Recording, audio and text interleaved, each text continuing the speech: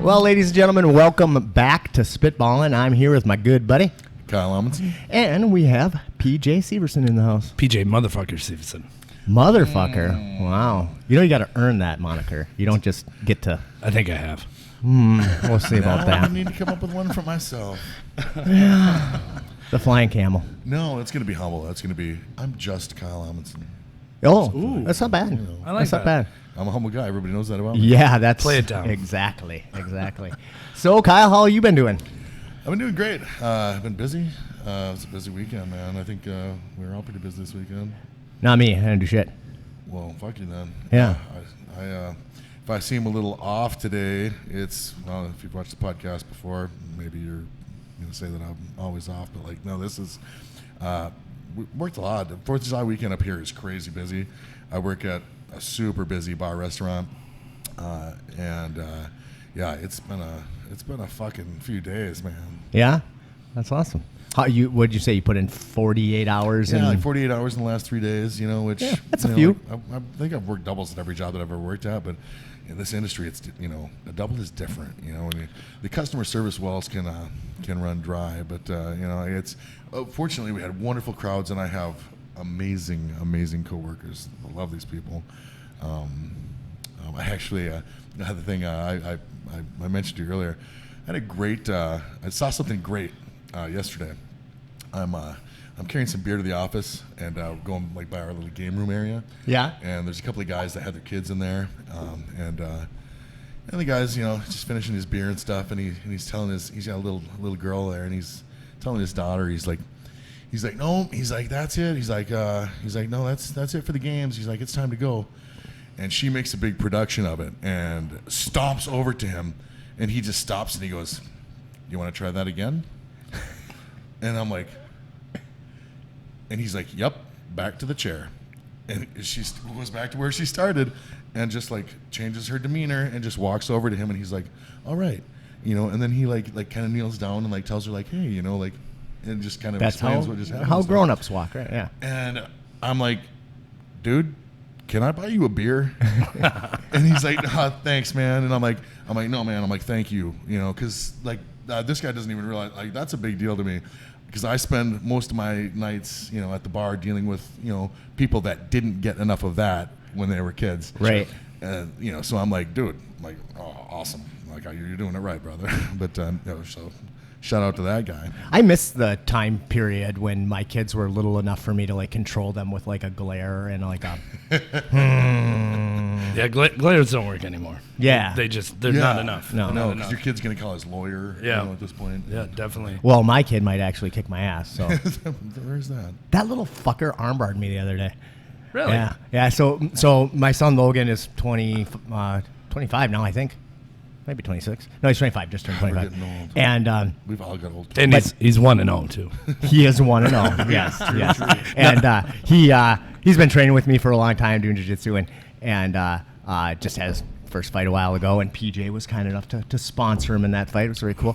And but I've been training a long time too, and he just has wanted. He comes after me like full on hardcore. He's only 125 pounds, so he doesn't like. I can do all right against him, all right. But he would love to submit me, and it was his birthday, and he was on, and Brock was there, and he's coming after me, and that little shit just made a fucking great hip switch, and bam, straightened me right out. And I was like, God damn it, legitimate tap too. I was like, shit. So he's coming along. Well, that's a happy birthday present to him then. Well, yeah. But I didn't want to say anything like happy birthday because then it would have felt like I was gave giving it to you. him. And He legitimately took it. There was no giving. Yeah. I know I would never let that little shit get me on purpose. Yeah. I mean, I don't try to like lay on top of him and be fat on top. No. I try not to use my weight comparative to his weight, which is just good rolling. But yeah, I never give up a submission. And I don't think anybody would, right? Not on purpose. No. Oh, people do give up submissions. It just depends on where you're at and who you're rolling with and whatever. But Not to your fucking kid. Not no in a million way. years. No. Hell no. Hell no. How about your weekend, PJ? I had a busy weekend. I like Kyle says, working in the food industry in this area. It's you make hay when the sun shines. Right. And now with 2 locations, thankfully, Katie, my better half, is holding down the local real well and keeping everybody happy there. And we were super busy there, but up north on a lake, it was a little bit more than I expected. Right. So, and only being open for 5-6 weeks, we're rolling with the punches and got a good staff. So yeah, everything's good. You just gotta sit back and take a breath every once in a while and realize everything's gonna be okay. And a lot of the customers, here's my deal. People wait in line at the bank. You'll wait for the doctor. You'll wait at the DMV, right, without having a problem. But if you wait for a cocktail or a fucking cheeseburger, end of the fucking world. I mean, somebody needs to be choked out, So, right. so the only way that I can, rationalize that in my head is like food is such a nurturing, personal thing that going to the bank is and going to the doctor is, and it's almost like a duty. But food, you feel like you should get it when you want it. And when they don't get it when they want it, then they get upset. But that's a tough thing. So, who the fuck are you? who am I? Yeah. Well, I mean, like, you're not nearly as famous as us. So, there are some people who might not know who you He's are. huge in Japan. We talked a little bit about having you on last week. Sure. Not everybody follows. So, who is PJ Severson? What do you PJ do? Severson, so I own the local 218 in town, which is on 723 Mill Avenue. We're open at 11:30, close at 10 o'clock, 7 days a week. Feel free to come down and have a burger, try it out. My model there, I went to culinary school in Washington, D.C., got 22 years ago. Worked fine dining all the way across country, came back here, worked at some resorts, ran Bar Harbor, and I just said, why am I not making money for myself? Right. Why am I doing this for everybody else? And so then I went to buy the local. My mom told me, don't do it. You got a great job. You have health benefits. You have every reason not to change what you're doing. And I just said, I'm just not happy, So I took a location that had been shut for a couple of years. I think you're aware of where the location was. Yeah. Yeah. Okay. Yeah, so for those of you who don't know, I was co-owner of the Sunshine Moonshine, which was a bar restaurant that is located now where the 218 is. So PJ is making a restaurant work successfully in a place where I failed, is what we're saying. I don't think you failed. I think. Oh, no, I fucking failed. Like, it's actually the definition of failure. You always try to do stuff that, Matt, his restaurateur career or whatever, he was trying, Matt tried to do stuff that, like, people don't normally do in this town, and with the live music and stuff like that, and kind of tried to just like drag people along into something really cool in a small town where I just don't think it was as well received as it was. Because a lot of us loved it, and so many of us loved it. Yeah, the Shine was great.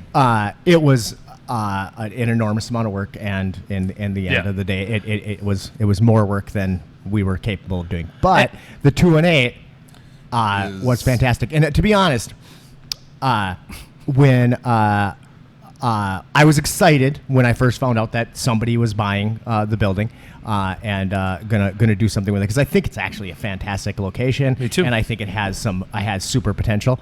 But I was also like, but I kind of hope it sucks, because I tried really hard and I put everything in and I lost it all, and it doesn't. It's really fucking awesome. Well, it's really cool. It's Thank you. great. I appreciate that. PJ is really good at this stuff, and just when I thought, because I love that place, I go there as much as I can, just when I thought it couldn't get any better there, PJ left town to go run the other one, and Katie came and took over, so that made it better right there. Yeah, right, because Katie I is just a better person than you are. In general, across the board, yes, 100% better. Beautiful, charming, way funny, more attractive. And I don't know if that's true. I mean, We could take a vote. Feel free to comment. On our website, there'll be. No, she is gorgeous, and she's got the personality to match. And and you know, I'm very fortunate to have her as a partner in my life, but also a partner in business because she knows what she's doing. She has a lot softer approach with the employees, which I think is great. You know, and so I think we make a perfect match in that scenario. And you lucked out with in-laws and stuff because that family is amazing. Those Oh, people yeah. are wonderful. Rick Ritter. Rick and He's Alice the are mobile home magnet of the North. So you take over this or you buy this little restaurant. Yep. You build it up. It's going great, and then you were like, God, I got all this extra time because running a restaurant doesn't take any time. Didn't they reach out to you? Yeah, so I would say last October. So the restaurant that I'm at now is owned. The property is owned by 28 people. So the 10 Mile Lake Association bought where Arthur's was when Arthur's decided to close. And when Arthur's closed, 2007, 2009 happened. And so real estate crash, everybody got tight in their money. So they didn't build right away. So 13, 14, they built, opened in 15. And so they built this. If you haven't been there, I don't think you. No. It is like something that's out of Cape Cod. I mean, okay. You had 25-foot ceilings. You know, everything's vaulted. There's probably 7 different color schemes in there that all match together. The bar is split separate from the dining room, all looking over 10 Mile Lake on a 100-foot bluff, which looks down. So it's really one of the best views that I've seen in Minnesota as far as sitting on a lake. And so Katie calls me and she's like, yeah, there's this guy from Hackensack who says he has a restaurant that you want to look at. And in my mind, I'm thinking, I've driven through Hackensack. There's nothing there I'd want to, you know. Right. So I sat down, I talked to this guy, and Tom Cox, and he's a nicest old guy that you could. And then I said, yeah, I'll come up there and look at it, you know. Now it's January. He calls again, and you know, my grandmother's voice came in my head. She said, you told him you'd go look at it. I said, all right, fine. Me and Katie drive up there. I'm like, Katie, we'll go get Thai food at Udam's up there because there's a Thai restaurant in Hackensack, which is the why wouldn't there be? Which is a side story, exactly. Why wouldn't there be? You know, I mean, it's right down from the from the halal grocery store. Yes, yeah, Mark's there. So, so we go up there on a Monday. Thai restaurant's closed. So that was very disappointing as we're driving by. And Katie loves Thai food, and she makes great Thai food. So we're driving up, and I'm like thinking, well, where the hell is this place? Because now I'm out of Hackensack. I'm going north. I'm like, did I miss it? And then I come up to this monstrosity of a building. And I'm like, what? I pull up, and sidebar, when it was a huge snowstorm, and Tom's an old guy, and I joke around a lot. And Tom said, well, you're going to want to bring your boots because the snow's deep. And I said, Tom, you're showing me a building. You're going to want to bring a shovel. So I show up, and this old man is shoveling. And I get out, and I'm like, no.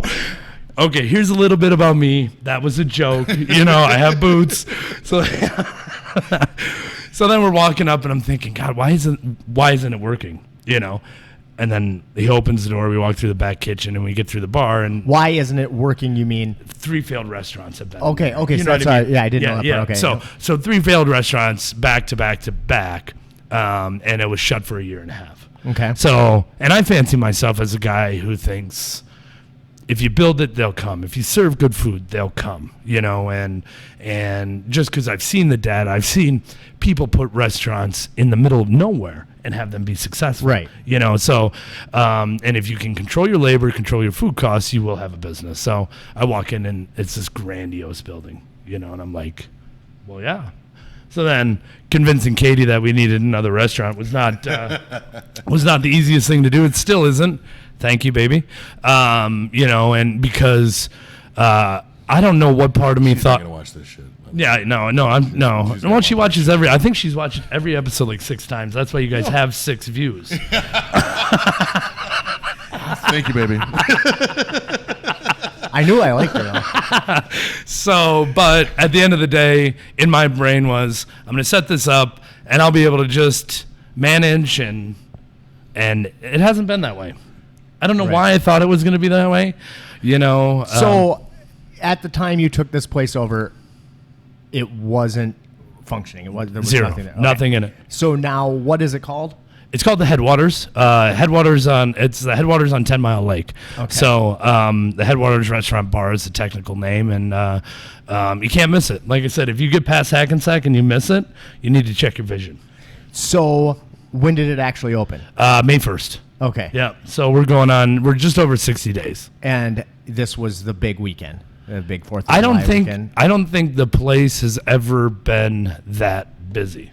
Yeah. Period. Just crazy. Like in the whole history. Now, somebody could make a comment if they think that it's been busier, you know, but I honestly, from all the people that I've talked to who are at Arthur's, and then it was Bromley's before that. So this place has been a restaurant since the late 60s, you know, and it's been traditionally a supper club, you know, and so they were never open for lunch. And I look at a place with a patio and I say, why aren't you open for lunch? Oh, yeah. So I opened for lunch, and lunch hasn't been a big deal. I'm like, okay, that's why they don't open for lunch. Well, come July 5th, holy buckets. I stroll in at 12:30 in jeans, and then naturally we draw straws and we put the fattest guy on the patio to wait tables. So I'm out there with a towel, dabbing my head, you know, making and I told Corey's my general manager out there, he's decent at his job. I wouldn't say he's great, but he's decent at his job. This is his employee review right here. Corey. And I just told him, I said, I have this new approach for tables. He's like, what is it? I'm like, I just walk up and I tell him, you know what? I'm a horrible waiter. This is not going to go good, but I'm here, you know? And then when things start going good, then they're pretty impressed, you know? Lowered expectations. Yeah. Yes. That's kind of how I live my life. I know. Right. I know. I copied that. But yeah, so all in all, like I say, nobody quit. Nobody died. No customers left upset.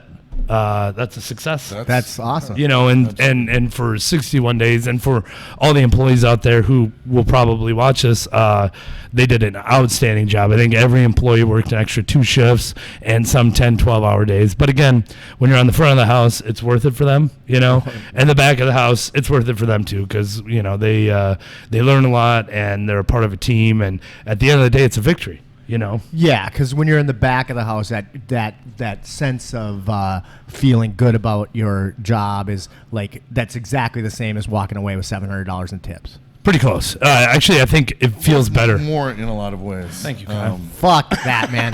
That is the biggest crock of shit, man.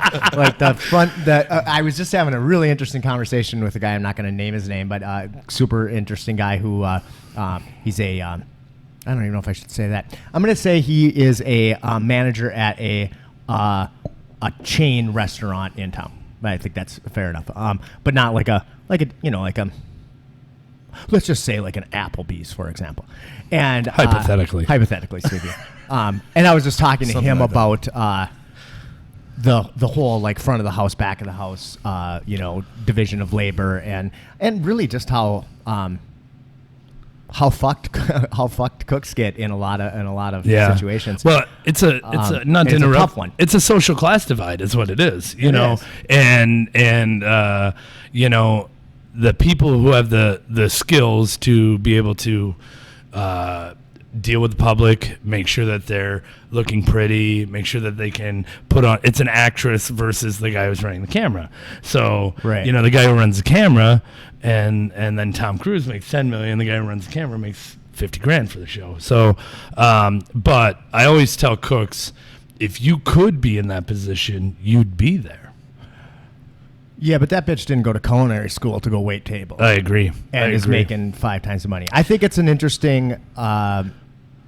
And it's one of those wicked problems that's hard to solve. But my mom told me to go. But kudos to all you motherfuckers Yeah, exactly. who are sweating your asses off Yep. in 120 degrees. You got fucking stock and Gold Bond medicated powder. Yep. And if you don't, you should, because Then if you're a real mongoloid, bottom of the barrel motherfucker, they might make a bouncer out of you. They might.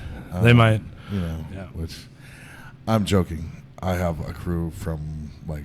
They're amazing, like but no, for real. But it's being a bouncer is. I mean, I guess I've never bounced, so I'm gonna speak from a position of complete ignorance. But you can't compare being a bouncer to being a cook as far as labor intensivity goes. Well, it depends. Like my guys, like over the, I've got guys, we come in,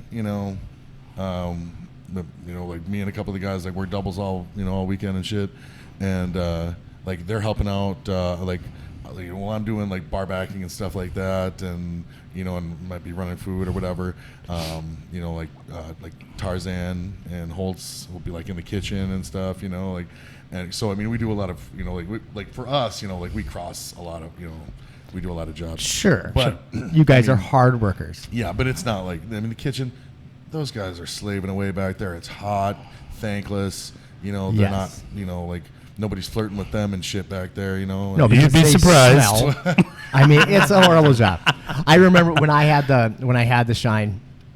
I remember times I used to I rented the house like right next door, and it would, on these hot summer days, it'd be 120 degrees in the kitchen. You'd just be getting your ass kicked. We were always short-staffed. I mean, we never had any money, so that was always one of the issues.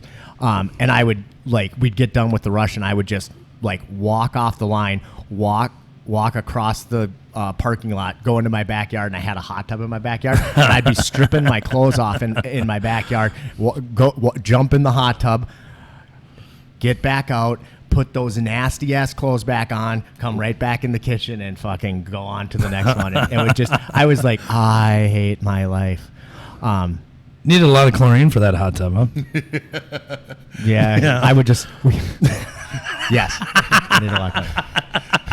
Maybe a little penicillin. But PJ also, PJ has some guys. This kind of reminds me. I know everything gets back to football, but how you watch like some coaches go to, coach goes to a different city. He's coaching a different team or whatever, and have a few key guys, like some core dudes that like follow him and stuff. And so but you've got guys that that worked for you at other places. Yeah. That because he does something that people don't always do in this industry. He treats them like human beings, and and takes good care of them. I think it's important that again with the social class divide, the waitresses will make money in the summertime more than the cooks, but giving a life to somebody who didn't decide to go to college or didn't, that they can buy a car, they can pay their rent, they can have 2 days off in a row. Are we talking about servers? No, we're talking about cooks right now. About cooks, okay.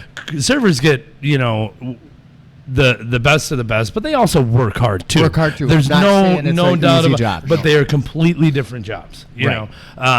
But just like what something happened that up north, which would never happen to a cook, which I don't think a cook could tolerate, or a bouncer could tolerate. But we messed up on a table, and the expletives that this customer used towards a waitress about her size and her gender was brutal, and it puts her in tears. I mean, and so.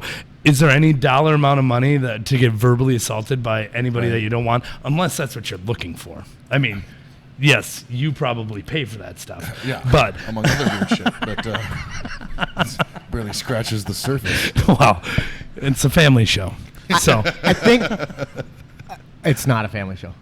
Oh, sorry, kids. I definitely clicked that contains explicit language. Check mark. I think one of the things that I really set you apart from some other restaurateurs is the fact that you come from a culinary background.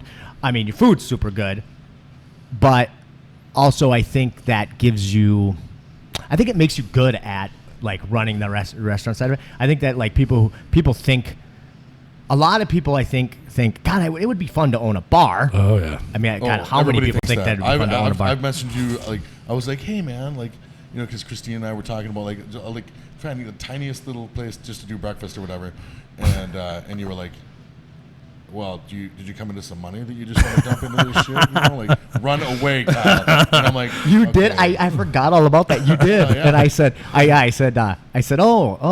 you came into some money and you want to get rid of it. Yeah. You just want to throw it away. Which was nice because usually, like a lot of times, you know, like you bounce an idea off your friends, you know, and you get all this support that like is really like, you know, but no, like for you, like you kept it real with me, and you're like, that's a fucking horrible idea, you know, and I'm like, okay, that's way more valuable. It's just like, you know how like when people are like if you were really my friend, you'd support me in this, you know, like, but no, you want fucking sycophants, you know, you don't want fucking friends because your real friends are going to tell you, well, you're a fucking idiot, you know, like you're fucking up. You know, those are your real friends. I often tell people that because people ask me all the time, like, oh, I was thinking, and I'm like, yeah, fucking.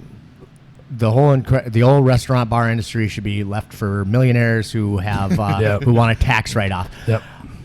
Oh, and you're agreeing. Yeah, oh yeah. Well, no, want a tax write-off? no, I don't need the But tax every rate. I'm once not a in a millionaire. while, I feel like people definitely can do it. And make it successful, and I feel like you're really doing that. But I think it does. That's why It it's does remarkable, take some 'cause money, it's fucking though. hard to do. What it takes more than anything is sacrifice, Right. time, relationship. 100%. Kids, you guys were talking about parenting and the guy having all this time to be the perfect dad. You know, like that's just not a reality for my life. You know, and fortunately, you know, I've had 4 daughters and they're all great, successful kids. And a lot of it's because they see a lot of my work ethic, you know, and the time that we spend. Oh, but yeah. I mean, because especially like in this industry and stuff, you know, like weekends, you know, like what the fuck is a weekend? Yeah, what's your anniversary? When I'm at work extra long, you know, I mean, what's Christmas? What's New Year's? So I close on the 4th. Close both my restaurants on the 4th. You know why? Because when I was working, I'd be like, God, I wish I was with my family. Right. You know what I mean? Mm-hmm. And that's why I close on Christmas and Christmas Eve. Right. It's also why I close on Memorial Day.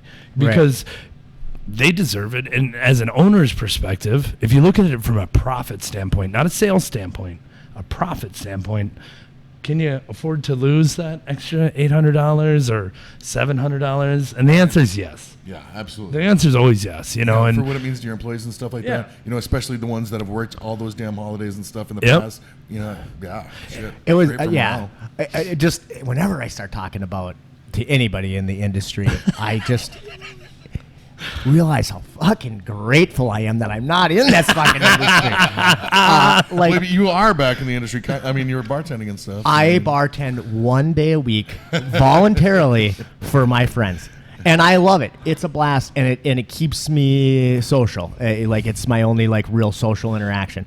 And if I didn't do it, I don't know that I would ever see anybody other than you guys on this podcast. Huh. But other than that, I don't. But I don't. I could just do nothing for a week.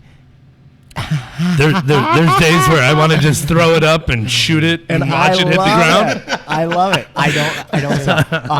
When people ask me like, oh, what do you know, like last night, people are like, oh, what are you doing tomorrow? And I'm like, I'm gonna stay home and I'm gonna lock myself in my bedroom and I'm gonna drink whiskey and I'm gonna cry, you know? Yeah. But you know, like So just like Tuesday. only without the weird sex. But yeah. I just being married to the business, having the the ridiculous hours that it takes, and it does take a huge amount of sacrifice. It does take money as well, though. Yep. I felt like, and I don't like one of the things that really was the downfall of the Shine was just that we didn't have enough. We didn't have enough cushion to like weather any storm. You know, we were undercapitalized going in. But something about the Very grateful for 218. that advice too, by the way. Oh yeah, I would have bitch slapped you, man. I was The like, other- what the fuck you and thinking? I mean, and besides, like, and I have the greatest job. You know, I work for a guy who, you know, in the industry who is fucking amazing to work for. You know, my boss is like, I've told you stories and shit. Like, he's amazing to work for. Yep. You know, if you get to like, especially like working security and stuff like that, if you get to work for somebody that that like always has your back, well, shit. You know, like that's Stay worth there. everything. and he's just super good at it. You know, like he's got he's got his right hand man Jennifer and like they Coity. have this crazy, amazing functioning team, and yeah, it's great. So like, what would I trade that in to like work at my little breakfast place for 6 months until I had to close the doors? Like I've been on terrible. That you'd be married to, and you would Yeah. you could never take a vacation, Absolutely. and you don't get to have anniversaries, and you, When non-industry people talk to me about opening a bar, opening a restaurant, I always just say it's real simple. It's a small investment. I can get you lined up right away. It's just going to take $20,000. You're going to step outside, and I'm going to kick you in the nuts. And now you're done. and you're done. You don't tell them kick them in the nuts every fucking day for like the rest of the day. It just takes once. It just takes once. And then they should just be like, "Oh, thank you, Thank you. thank you, Thank you. Have your $20,000. It's like it's kind of like I mean I don't want to say arrogant because like people just think it sounds fun. Well, Like, that's if you think it sounds fun and you think that you would just rock at it, because it looks so fucking easy, well then it's arrogant as fuck. Well, if you want, especially if people are like, "Oh God, it would be so fun to own a bar." yeah, my friends come, pour them drinks, and so just do that. Build a bar at your house. Have people over, open every day a week, and just say, "Come whenever you want to. I'll pour you drinks." And see how long that lasts. And then if nobody shows up, you still have to be there. Though. Yeah. So you can still just sit in your And you can drink by in your yourself. house Yeah. room, and it's But you're not allowed out of there. And some people can and really make it successful, and kudos to them. But just once again, I am super fucking glad I don't have to do it anymore. One thing I wanted to say about the 218 location and about like that was that like a lot of people say, "God, that's a horrible location," and I was always like, "What?" Yeah, they're wrong. They're totally wrong. So much traffic. There's so much traffic. Yep. There's also almost no competition. Oh, you were Zero. the only game Like- in town. 218 on Mill Avenue. And then there's is- the Holiday, which has great. I will say, I eat there often. Hey. They have The great. Holiday. The Holiday Station. We've all Is it eaten- an essay? Is it a Holiday? We've all It's eaten an just essay. our Right, fair share of okay, Philly. yes. They Your have only great competition. sandwiches They up do there. those sandwiches and the are incredible. service at that place is unbelievable. If you haven't been there, it's the best I mean, holiday the in closest town. thing to you is the Woods, and that's Yep. another Yep. 7-8 miles up which, the road. which I mean, technically they're competition, but as far as the distance, you Yeah. know, people who are in town generally aren't driving out of town.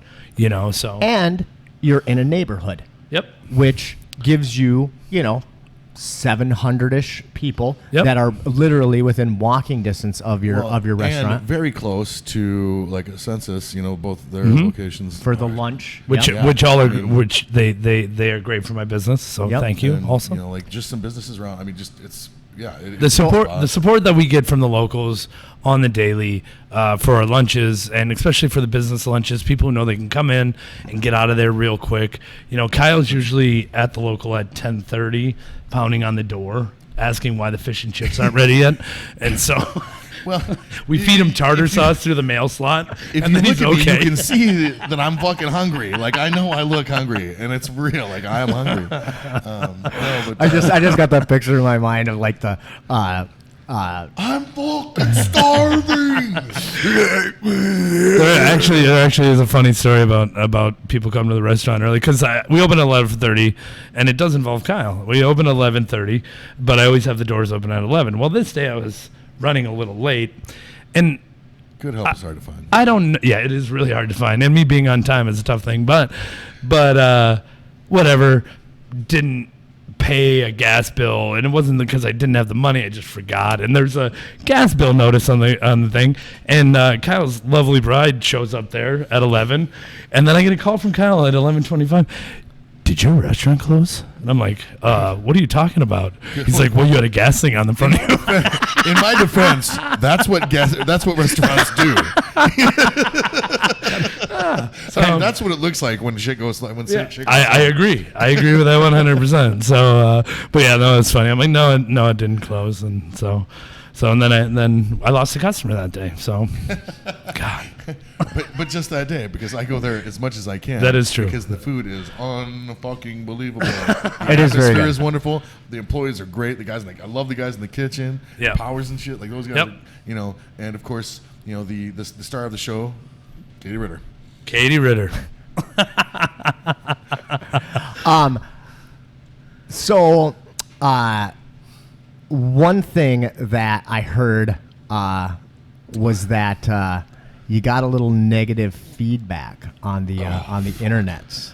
Multiple times. But one particular one about a charming giant picture of yourself that you had up on the wall. Yeah, I mean, and again, yeah. So the reason the picture was there, and if you look at it from a stand back perspective, I had a picture of my parents, my lovely parents, Dr. and Mrs. Linda Severson. So, and they, and it was like, how do I pay homage to them, And I had a picture that I had taken the day that I bought the place, which was a selfie, and I put that on Facebook, which I think had like 77,000 likes or something like that. It was insane. Oh, you might be famous, not just popular. It must have been a great picture. No, don't I have to have money to be famous? Oh, I don't know. There is that. Right? Isn't that what we went over last week? Famous, yeah. So we didn't really listen. It was so fucking long that by the end we weren't really listening to Brock at all. So yeah, I'm not caught up yet, even. But so anyway, so it was up there, and the amount of personal flack that you take for having it up there. But I was leaving it up there until my parents were in there and could see it and all of that, and so then after they were there, then restaurant life happens. But the funny twist to the whole story is I pulled the picture down, no doubt about it. But if you look closely, I replaced it with another picture of myself. Because I was gonna tell you, like you don't have to defend yourself to us about wanting a fucking giant picture of yourself anywhere. Because right now I'm having a fucking statue of myself. But did you watch the episode where Matt mentions the picture of me, yes, on the man horse. On the horse, yes, yes. fucking in my face, superimposed over his. It's in my spank bank. God damn it! I'm so flattered and a little turned on. But no, that's. But Yelp. I mean, we all have strong opinions on Yelp and stuff like that. Which and I think we probably see eye to eye on that, because I feel like. If you find yourself writing a lot of Yelp reviews, that's cool. The internet's a great thing, and and let your voice be heard. But I mean, you're probably a cunt. Unless they're positive. Or constructive, legitimately negative. Yes. But so many. Well, first of all, Yelp is a fucking scam. For sure. And I'm sure we're gonna get sued. And bring it on, bitch. Yeah. Actually, you can't. I don't have anything, so you can't really take anything from me. But Yelp's a fucking scam. If somebody gives you a negative review that is blatantly false or ridiculous, and you try to get it removed, they won't let you do anything about it unless you advertise with them, and then they'll remove your negative comments. Well, that right there is fucking extortion and bullshit. And because there's no fact checking. We have a friend that has a body art shop. Tattoo parlor. And he got a really negative review from somebody that doesn't live on this continent, has never been to this area, right? Let alone his damn shop. But they wanted to write this scathing review and shit, and what do you know? And I think that I think that that's on that Yelp is fucking behind that in some way to get you to do some advertising. And and when we had the Shine, we had a couple of negative Yelp comments, and Phil and I were talking about it, and he's like, well, maybe we should just fucking advertise with them. And I was like, no, I'm like, I will not. I will not. I said we can just burn this place to the fucking ground. I'm okay with that, but absolutely not. We are not giving in to them. My faith is in the people, which very rarely is not. But if you looked at let's say a constructive negative review, and then the screaming lady with a cigarette holding a poodle review, okay. And I think that most people could differentiate just from reading those. Yeah, usually yes. That, I'm sorry, you're crazy. When they bring up people's names, when they're very specific, and I've learned that commenting back on comments is the absolute wrong thing to do. Oh, you Yeah. cannot respond. No. Yeah. So when I had the E Squared Cafe, we had it was St. Patty's Day, and I like to do I always did corned beef and cabbage, like a boiled dinner kind of thing, and we had this couple All your come. delicious Irish traditional food options. Yeah. Yeah. So we had this couple come in, and I they ordered corned beef and cabbage, and I sent it out to them, and whatever, they didn't say anything, they didn't eat it, but they left. We get this comment. It was a Facebook comment, and they were like, it was just as negative as possibly, but they were saying that the corned beef was raw because it was blood red. Well, it's red because it's corned. Thank And you. I was like, what the fuck? Yeah. And I was like, and my partner at the time really was just fuming, pissed, and I said, no, we do not engage. The water may look warm. But thank God we had some awesome loyal customers, Yes. and Mike Starry fucking blazed this guy. And Mike's an old friend of ours. That Coming is out of very well- nowhere, probably from Las Vegas at that Smart point in guy, time or very something. well spoken. Great guy. And And not was shy about letting a mother. Yeah, I hate to inform you, but you just might be retarded. It was just awesome. It just blasted them, and it's like, yeah, go customers. But So, like I said, I think I have the faith in the people that because when I fall trap to it also if I'm in a new area, but I look at the negative first, and then I scan just to see if there's anything that I would say would be legitimate. There was no hand soap. There were cockroaches all over. Things like that, or that the general manager belittled me in front of the whole place, or something besides like, oh, the food sucks and they don't know what they're doing and it took so long and all those things that happen. I like the ones where you have like a 1-star review, and it's like, really? Okay. They're like, it was super slow. The service was bad. The food was great, but it just, I don't think I'll ever go back there. Well, the food was great. Yeah. That's why are you there? The food was great. You get a 1-star review, and they're like, "This was great. This was great. This was great." But I didn't feel like the bathroom. But I didn't get the lemon with my feng shui water. in the bathrooms was all off, Yeah. and I'm like, all right. But if you see a review like they knew we were coming, it was 15 people, it was our 50th wedding anniversary, and they just screwed it up. You think like, okay, legitimate complaint. Does it need to be on Yelp? No. And out to the interwebs here, people, the people who own and run these restaurants, and even the managers, all they want is for you to be happy. Right. And if you give them the opportunity and To if make you it better. If you go to New York City, people will tell you what's wrong with their meal. In Minnesota, it's 1 out of 10. Oh, yeah. Oh. And so, but if you're going to be that 1 out of 10 and then get strong on the internet, give us an opportunity, even at the local and even, I guarantee, at the places that you would run. If somebody had a problem, I'm going to fix it. You're not paying for it, and I'm sorry. Right. I'm genuinely sorry, unless you are a D-bag, and then I'm not. And we have, for my purposes, like the real shit reviews are usually like, well, the guys checking IDs were assholes. Sorry, your underage girlfriend didn't make it in the door. Right. And when we know a lot of shit like that, we had a guy, we had a guy complain a couple weeks ago, and my beloved boss, had fun with this guy too. But he takes all this stuff seriously. But this guy's problem was, a girl in his group told the guy told the security guy that she wasn't drinking, but he wanted to check her ID anyway. Huh. Well, weird. Imagine that you're in a bar after You're 10 in o'clock, a bar, and the other people are drinking, and even though you say you're not going to drink, Yeah. he wants to see your ID. Get the fuck out of here. guy Yeah. is a What a fucking savage. dick, obvious. Right? Yeah. And, Treating her like she's on a porn shoot. Which is what we're doing after this.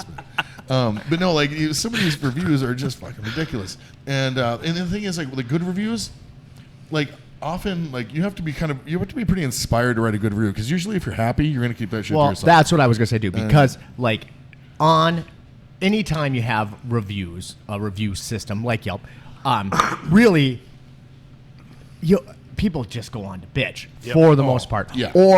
Or you got to be fucking floored. Yep. You know. So if you were floored with how awesome it was, you're gonna be inspired to go on to do the review. If you were like, that was horrible, or I'm an asshole, then you'll go on and do a negative review. But for the just regular old good, people often just don't say it. Yeah, Have you written a review ever? Yes. Have you? I typically don't. No, I fuck Yelp, man. Have I written Any- a review? I would rather a review. I would fucking not a like, review on your what- glowing I would- shit about but I- like your place, because I leave. Well, you there know and what I'm I like, mean, though. Oh my god! I know, I'm so I know, happy. but I But also that's what I do. So if I have an experience at a restaurant that I enjoy, I like to go home and I like to write a Facebook post about it and say, "This is my experience." And I had a little one. bad when I don't, you know. I had one at I know the with negative 2 fucks are out a there. while did. ago, That was where nice. if you don't know the story, you can go back on my Facebook and look at it. But I'm gonna fucking tell it anyway. I was working here one night and with Aaron, and it was pretty busy. We're slinging drinks, and it was the day after Valentine's Day, and Rob was gonna go get something to eat, and he told Aaron he was gonna go and get something over at the 218. And then when he was there, he called Aaron and said, "Hey, I'm here. Do you guys want me to bring anything back?" And she says, "Oh, I don't know." She takes the, let me see if Matt wants anything. She takes the phone down. She says, "Hey, do you want anything, any food? Rob wants to pick up food or whatever." I said, "Well, where is he?" And she said, 612. And I was like, 612, which is another restaurant that has 3 numbers in their name. That's just downtown. But I don't know. I don't eat there very often. It's okay. But the only thing that No, I've I've been ever... meaning to give them a chance and stuff, because I've been there. And Oh, it's decent. It was good. It's you know, not like, place. Yeah, No, it's they're decent. a good place. I'm not criticizing them in any way, shape, or form. I'm probably a little biased because me and PJ used to be a couple. A lot of people don't know that. But I just Still don't. are. I just haven't eaten there a Thank whole you, lot. man. But the one thing that I had there that I thought was pretty decent was their beef stroganoff, and I was like, "Oh yeah, I'll take their beef stroganoff." And she's like, "Okay." And then she gets whatever she gets, and she tells Rob this. Rob's like, I'm such a weird. fat kid. No, I'm like, I Hangs just up. want beef stroganoff. Really bad. Oddly enough. Says to PJ, sitting at the bar, he goes, "I need to get a couple things to go for Aaron and Matt. Matt wants beef stroganoff. Do you even fucking have beef stroganoff?" And PJ's like, "No, I don't have beef stroganoff, but if Matt Taylor wants beef stroganoff, Matt Taylor gets beef stroganoff." And he goes back in the back. Verbatim and what I said. I swear to God, dude. So he brings it back. So Rob comes in and he goes, "Hey, here's your beef stroganoff that PJ made special for you." And I was like, "PJ? What the fuck's he doing at the 612?" You know, like I was so Moonlighting. confused. And then he goes, "I wasn't at the 612, I was at the 218." And I was like, "Well, that makes a little more sense then." And by the way, I would have taken, Yeah. because I would have ordered taken a burger. But I, so Next week he's we're like, having 3 so kilo. Rob says, "I'll cover you. Go eat some," because PJ really wanted to know anything. And it was fucking amazing. It was hands down the best beef stroganoff I've ever had. Now, it also had like New York strip. full New York strip. Yeah. Yeah. Which you happen to have for the yeah. thing. So it was Yeah. a good timing to Yes, get this it's perfect. beef stroganoff. But it was absolutely delicious. Yes. So after that experience, I was like, I gotta fucking write this shit up. So I wrote that story up and put it on Facebook. Which was super nice. It was super nice. And I know it was good because I read it and you told me about it in person. So you like doubled down on this. And bitches here at the bar were fucking eating it off my, like, I was like, "This is so good." Oh, fucking shit. Fine. one of the very Elbows up, prison style. Randy, one of the very fundamental differences between you and me, because a motherfucker's gonna lose a hand if they touch my plate. Like my wife doesn't eat It off was my like plate. it was like I will it bite was your like it fucking was like finger off. Brandy Roach. And I was like one bite, one bite. sweetheart. It was very, very good. So I thought that was very cool of you. Well, yeah, and it was actually it happened at a kind of a weird time because when you guys started this and you talked about having me on here, you said, "Oh, I thought you thought I was a douche. And it's one of the things that I wanted to talk about is like social acknowledgments, because I would say I felt the same about you, and we both had no reason whatsoever. Well, and then I sit down literally right here, folks, and next to me is Matt Taylor, and I'm thinking like, oh God, this isn't going to go well. Well, guess what? We made out. We had a great time. Well, you know, he's a conversationalist. I'm a conversationalist. I'm full of shit. He's full of shit. And it melded together. And because, like, I feel really comfortable, you know, because people feel really comfortable telling me these things, because unlike you guys, everybody loves me right out of the gate. Like I've had people tell me, like, yeah, I thought Matt Taylor was an asshole when I first met him. But I've had, like, so many people tell me that you were an asshole when I first met him. I was, so, like, and this is my take on it. You know, and the people that are like, you know, when I first met him, I didn't know what to think. You know, was the thing. They don't say asshole. They're like, I didn't know what to think. You know, he's kind of, and I always chalk it up. I tell them, like, he's a fucking native New Yorker. You know, like, it's a different world. Like, they don't, like I said to Matt earlier, I told him that I was gonna, like, mention this. So I'm glad we kind of had this. The guy that usually fucks as a segue, my supporting cast. Because I'm like, they don't fall all over themselves to fucking be super nice to everybody, like, you know, whether they mean it or not out there, you know, like, it's a different, you know, way I of just life. call Like, it direct. you know, and I'm like, so, and I value the fuck out of it. I love it, because, you know, it's just refreshing. We do a Minnesota Nice, and you're like, what the fuck did he just say? Fuck you, PJ. You know, like, that's. If you don't have a friend like that, I highly recommend getting one. Well, that's just like telling the guy, like, I'm coming to look at your building. You better bring a shovel. Yeah. Right? That's fucking funny. Like, yeah, he didn't know how to take that shit. He brought a fucking shovel. That's a Minnesotan interacting with somebody from the East Coast. Yeah.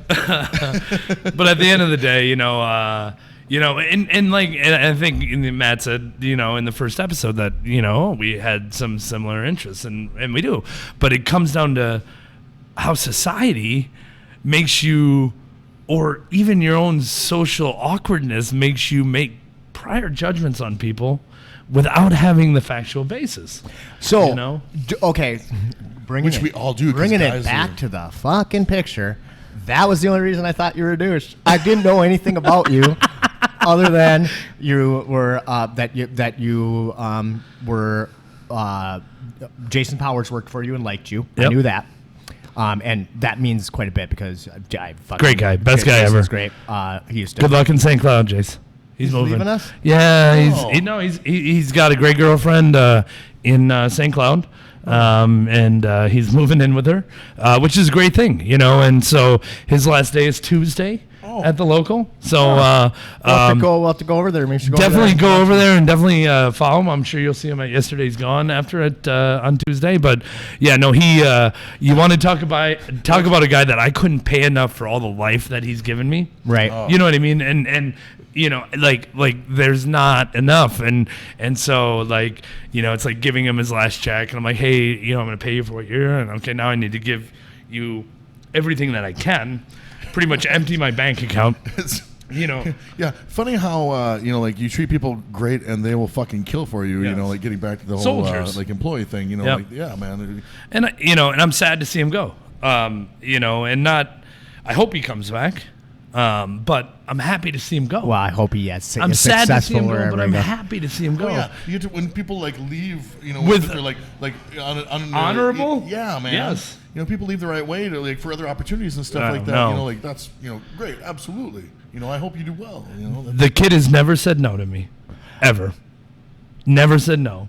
He's maybe bitched, but if you a podcast in itself would be me and Jason Powers cooking on a line together, and we've done 300, 400 people by ourselves in our day, and the amount of his laugh and my Well, laugh. that was what I just wanted to say. He does have one of the greatest all-time laughs that- and PJ has this crazy, right? And Jason has this fucking cackle. like, you know, makes you look around. Yeah, you look around the place like, where's the fucking crazy person? And like, I will walk into an A, and I'll be like, Powers is cooking, because you can hear that fucking cackle, and I just love it, and it's so contagious. It like it's like it just lifts your spirits. Yeah. Well, down to, like, there was one time me and Powers were working in a very busy restaurant on Gull Lake, and I won't name the restaurant, but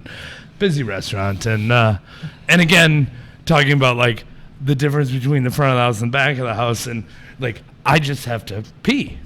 You know, like that's a thing. Like you have you like okay. But you can't. I don't. But you can't. Right. Like I'm either gonna pee my pants, which is an option, right, or Yep. I'm gonna Yep. like leave the line, which really isn't one. Yeah. Or I'm gonna do permanent damage to my internal organs. Pretty much. I guess I'm taking Yep. 3. And so we're going through the battle and Power and again we all gripe because it is what it is. The ticket machine is like it's a cackling little joker sitting on the shelf.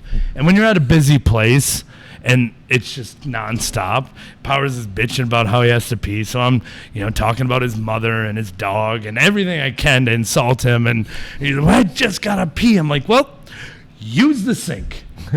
And he looked at me like, I'm going to use this sink right now. Did he piss in the sink? No, he did not. Oh my God. To this day, he always wishes that he would have just used the sink. Thank you, Powers, for not using the hand sink. But yeah, no, he's a great guy, and I wish him well in St. Cloud, and he's onto a new relationship and life and love and all Good those for him. fun And and he's great another things. one of those dudes that like if you meet somebody that like dislikes him, well, that probably tells you all you need to know about that motherfucker I because don't- everybody likes Powers. That guy's probably a Yelper. So I have a kind of a fun power story. Oh, great. I love I these. was downtown drinking one night, and it was getting pretty cold. I don't know. It was like probably end of November or whatever. And I was wearing a jacket, and I was with Tharg, and That's Third Panzer Schwann's yep, episode 2. Episode 2. Wow. The Weird deuce. that we said episode 2 because it kind of plays into that. So I was at Liquor Pigs and some fucking asshole stole my jacket. And I was like, fuck. I mean, I was really pissed. I was looking around for it. And I was Where like, is my FUBU? And what is a FUBU? For you, by you. Yeah. It's all right. You're a great fucking listener. I have no idea what you're talking about. So I am like, fuck. And I got to walk home. I don't drink and drive, man. So I'm walking home. And I'm like, Tharg, somebody stole my jacket. And I'm like, oh, fuck. Tharg's hammered. But he lives real close to downtown. And I'm like, Tharg, I need you need to borrow me a jacket. You need a blanket, something. Right? Because I fucking got to walk home. And he's like, whatever. Goes up into his apartment, comes back down, and holds out a Jedi robe. Yes. A Jedi Right, he did. bathrobe. A terry cloth Jedi bathrobe with the fucking insignia on and everything. And I was like, rock on, baby. So I put this thing on. It just is awesome. The big cowl, whatever. And I'm like, all right, see you later. He stumbles upstairs. And then I was like, ooh. Still time for last call. So I fucking go Back. weaving down. Well, I ain't go back in there. And then I had my lightsaber to cut somebody down. But I walk into Wretched hive of scum and villainy. I walk into Yesterday Is Gone, and it's just Powers is the only person at the bar. And I walk in, I sit down next to him. He looks over at me and he goes, "May the force be with you." No smile, no laugh, nothing. And then that's awesome. I'm like, and also with you. Got a drink, and then we walked home together. And he never Asked a fucking question. a fucking question. Why would he? Never said like, Why what's up wouldn't you with be the in a Jedi Jedi robe? Never Why said are like, you, my friend? it was just like, may the force be with you. It was the best. It was the best day ever. Yeah, I should probably buy Tharg a new one because I kind of fucked it up that night, and it I mean, I don't remember, but I don't think I ever gave it back to him, but I don't still have it. I don't know. Yeah, whatever. I'm a bad friend over here. So, yeah. Yeah, no. Powers is and for anybody who knows him, it's hard to not know that he is a huge Star Wars fan. Yes. He owns lightsabers himself. Yes. And at work we call him a wizard. So, but he likes that, and so as negative as we tried to make it, he's like, I like that. Right. So, Well, it's but, like a different world now. I mean, like the whole like nerd renaissance thing has changed the the playing field. Like, like now, like it's like geek is chic. Like people love all the Star Wars shit and comic book characters. Even though like, like for the people that have been like nerds for a long, long time, some of that shit, I'm like fucking poser. But no, that shit's Talking to your microphone, Kyle. I can tell you're not doing it. damn it. I can see it on the screen, you son of a bitch. I can see it. Okay, so, god damn it, we were talking about PJ being a douchebag. So, I did a whole episode on only that. knew- Longer than the Brock one. I only knew that Powers worked for you and liked you, and there was a giant, and that you bought a restaurant that I had previously failed at and seemed like it was doing okay, and there was a giant picture of you on the wall, and I took those three things together. I dismissed two of them and said, "What a douchebag!" and never really had met you. I didn't even. Yep. I don't think I met you at all. And then you came in here one night and we started talking, and we really started talking about podcasts. Yes. And if you're out there watching this or listening to the podcast, maybe you're into podcasts. But I'm really into podcasts. I mean, I fucking listen to podcasts constantly, and I listen to a lot of them. You probably want to get one for PJ too, huh? And Try not to make too much noise. And I'm like, yeah, I mean, I probably listened to somewhere in the neighborhood of 40 podcasts, and we just geeked the fuck out. Yes. Rob and Katie were so bored. Yes. And that by the Katie end of that thought I had process- gotten a new boyfriend. Yes. She I mean, well, there was the hand job, so I mean, kind of. Yeah. But yeah, she's like, oh, you're going to do a podcast today? So cool for you. So, but yeah, no, and the funny thing about that is is us as humans, for whatever reason, whatever we're trying to protect about ourselves, we pass other people off. And the one thing that made me realize about life is how much I could be missing out on. right. You know what I mean? Just because you're close your mind. Prejudgmental. Yeah. Prejudgmental, And I'm not really that prejudgmental. I usually am I usually just like people, or I usually kind of have the baseline of liking people until they prove me wrong. Yes, me too. But I mean, you were making a restaurant go that I couldn't make go, and you had a big picture of yourself, so I was fucking totally biased against you. but I wanted to get into this big picture, so Yes. Then I started dating this chick, Meta. Okay. Meta Mandich, Yep. and you know Meta well. Yep. And she made me wear the shirt today. Nice. Nice. Meta. Meta. Nice. And it's on the podcast It now. is. And Between the shirt and a brand on your butt cheek. it was between the shirt and a brand on my butt cheek, Kyle says, because he doesn't have a fucking microphone. Yeah, and he thinks that sound can pick his voice up wherever. We were dating, and not very long. We were dating for 3 weeks at this time, maybe 2 weeks at this time. I've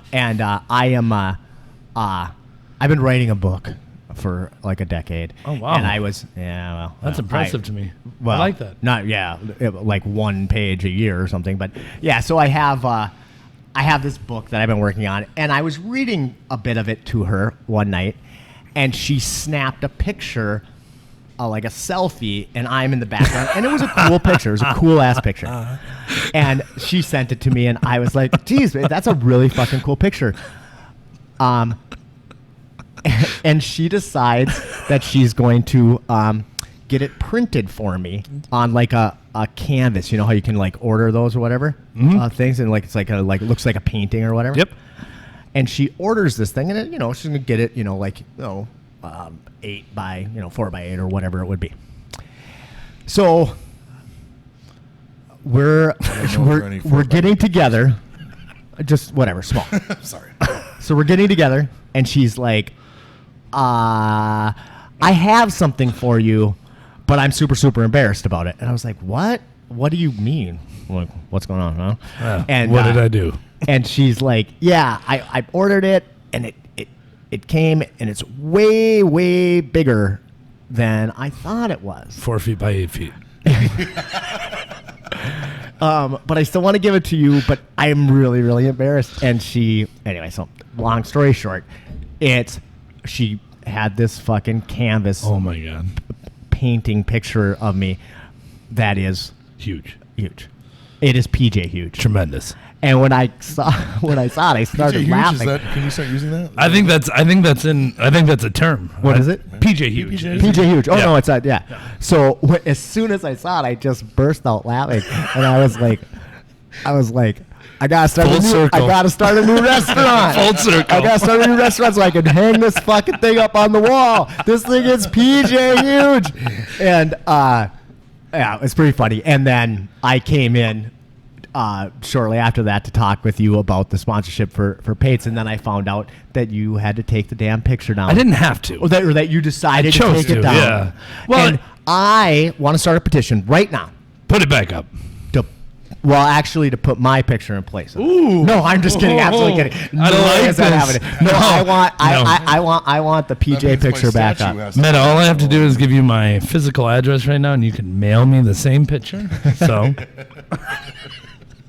we could do some work. No, and I didn't have to. I chose to. And again, it had done its deal. I can deal with the people there. It's the negative comments. Oh, he's so arrogant that he has to. It wasn't about arrogance. It was more of a tilt to the cap to my parents who. And you know what? You Fuck are 'em. a goddamn looking guy, and you should be putting pictures of Yeah, yourself. that's everywhere. true. Well, if you want to know where the picture is anybody curious? It's in your garage. Yes, it is. I knew that. On the floor, next to the dog shit. Not even. Next to the what? The dog shit. Oh, I was gonna say by the pool table, but I forgot that's dominated by the Yankees. It's the yeah, it is the Yankees pool room. So, but yeah. So then, what I replaced it with was a picture that my kids gave me for Christmas 2 years back, which I never hung up. The fucking Yelp review. Your fucking kid's finger painting sucks. Fuck you, Yelp review. No, so then it was a picture of my culinary graduating class, which, if you go in and look at it, it's where my old picture was. But everybody says, God, that looks like a picture from The Shining. Oh, right, yeah. It's in black and white, and everybody's in chef uniforms. Half of them are barely sober. But yeah, no, so jokes on everybody else. I'm still there. I still say we got to get the big ass picture back, but I'll put it back. the PJ size I think you picture. should. I will put it back. You So, know. He's committed now. yeah, no, Just no. put it in your new restaurant. There you go. That would work out real well. Because I'm just assuming it's all like fancy. and Yeah, shit. it's super. Well, I don't want to say it's fancy. It's a place that I walked into and I said, "There's nothing for me to change. A little logo stuff, and kitchen equipment. But other than that, like I don't think I could have done it better. Besides structural changes, but as far as design and."